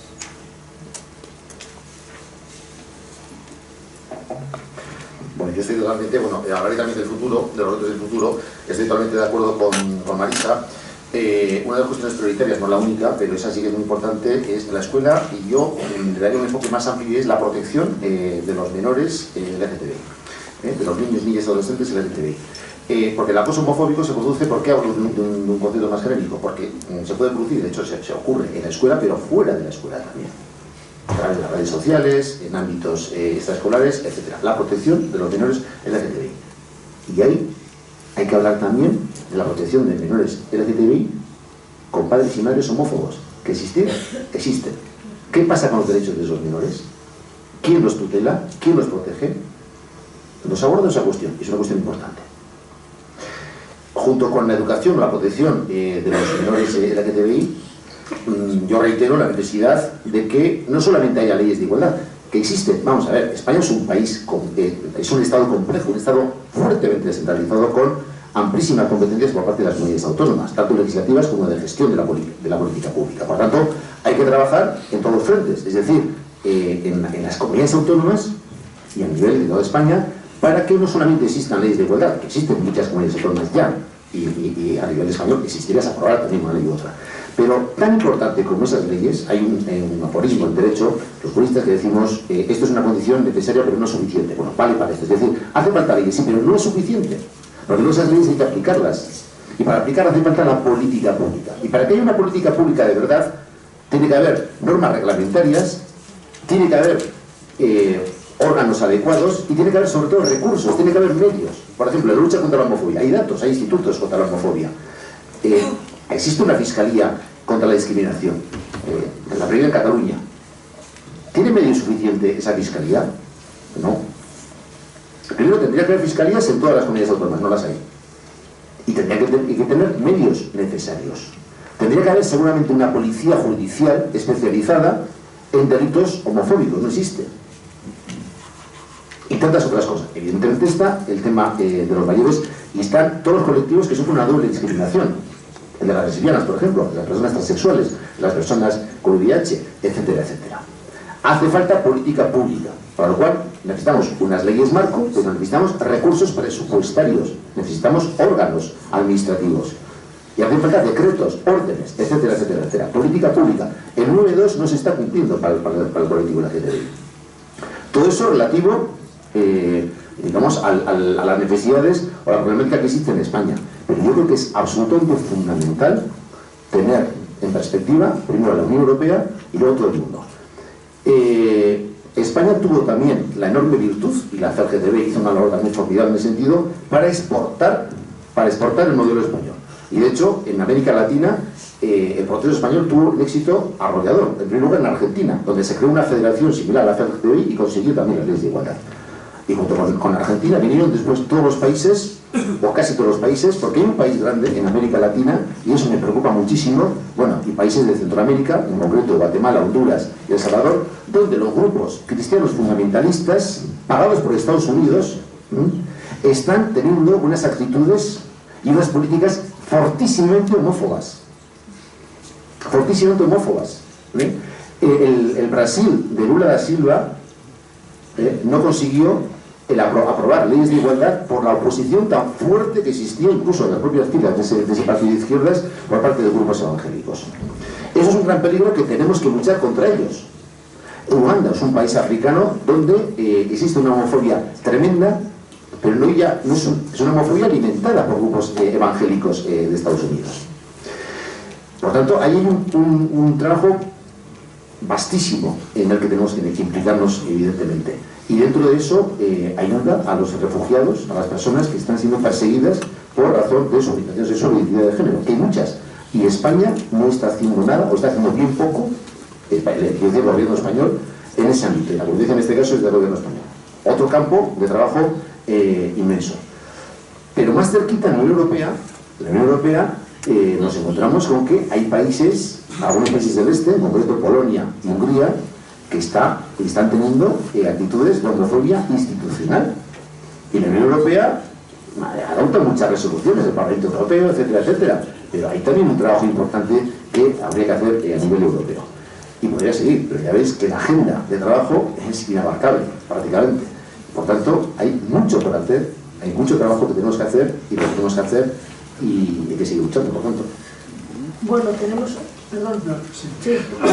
No, yo quería decir que el reto principal que tenemos es la lucha contra la fobia a la diversidad sexual y de género, y yo creo que los principales aparatos transmisores de esta ideología dominante son la enseñanza. Por lo tanto, desde la más tierna edad hasta la universidad inclusiva, luchar para que no haya fobias con esta en la enseñanza, y sobre todo los medios de comunicación de masas, que, como digo, son los principales transmisores de esta ideología.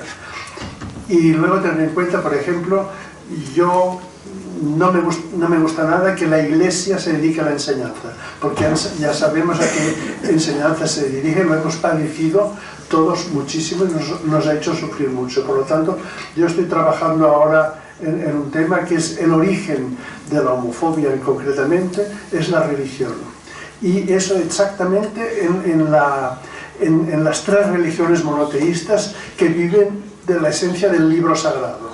La Biblia, el Corán o el Talmud, o lo que sea, y es la misma homofobia, y todo viene de dos conceptos: creced y multiplicaos, por lo tanto, todo lo que no sea eso, nada, y luego la interpretación sexológica de los hechos de Sodoma y Gomorra. Nada más.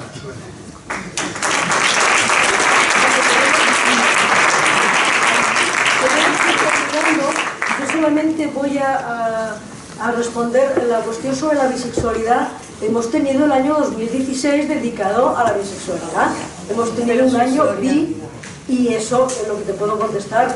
Si te refieres a la composición de la mesa, pues un poco, es que no podíamos tener aquí tantas realidades como, bueno, la mesa es grande, pero el tiempo no es grande, pero en fin. O de cara, ¿Perdón? De cara al futuro, a lo mejor. Bueno, en algún punto. Pues sí, pues de cara al futuro tienes razón. Siempre va a estar ahí, sino de hablar de ellos.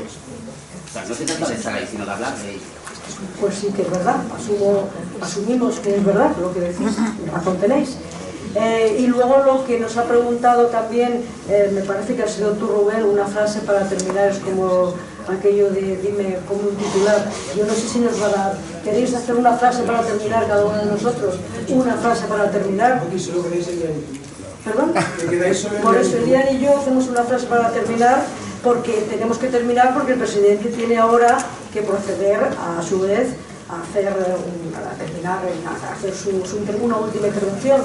Elian, ¿y tú una frase para terminar? Una frase, como un titular que dicen ahora en la...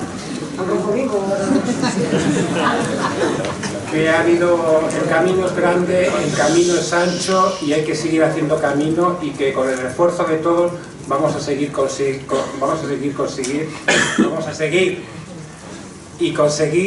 nuestros derechos y a seguir para adelante. Muchas gracias.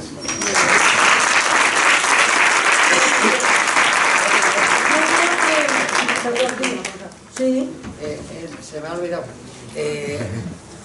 Hay una cosa que no quiero nunca dejar de decir cuando me reúno con vosotros. Hay que transversalizar nuestra lucha.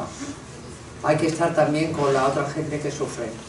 Yo creo que este también es uno de los retos. Hay que avanzar en derechos del propio colectivo, pero además hay que transversalizar la lucha. Hay mucho dolor en el mundo, hay muchas cosas que resolver, y sobre todo hay que cambiar el gobierno.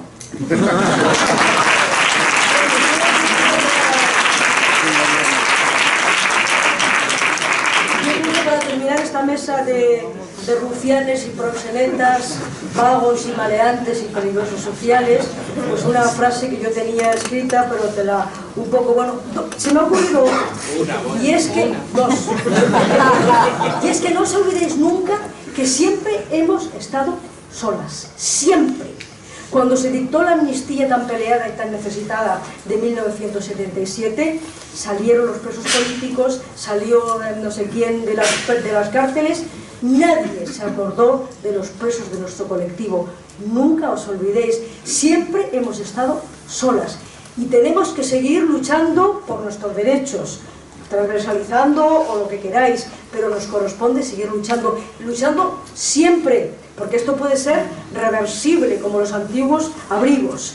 Y lo más importante es que los derechos no caen del cielo, se pelean, y se pelean siempre, sin bajar nunca la guardia. Muchas gracias.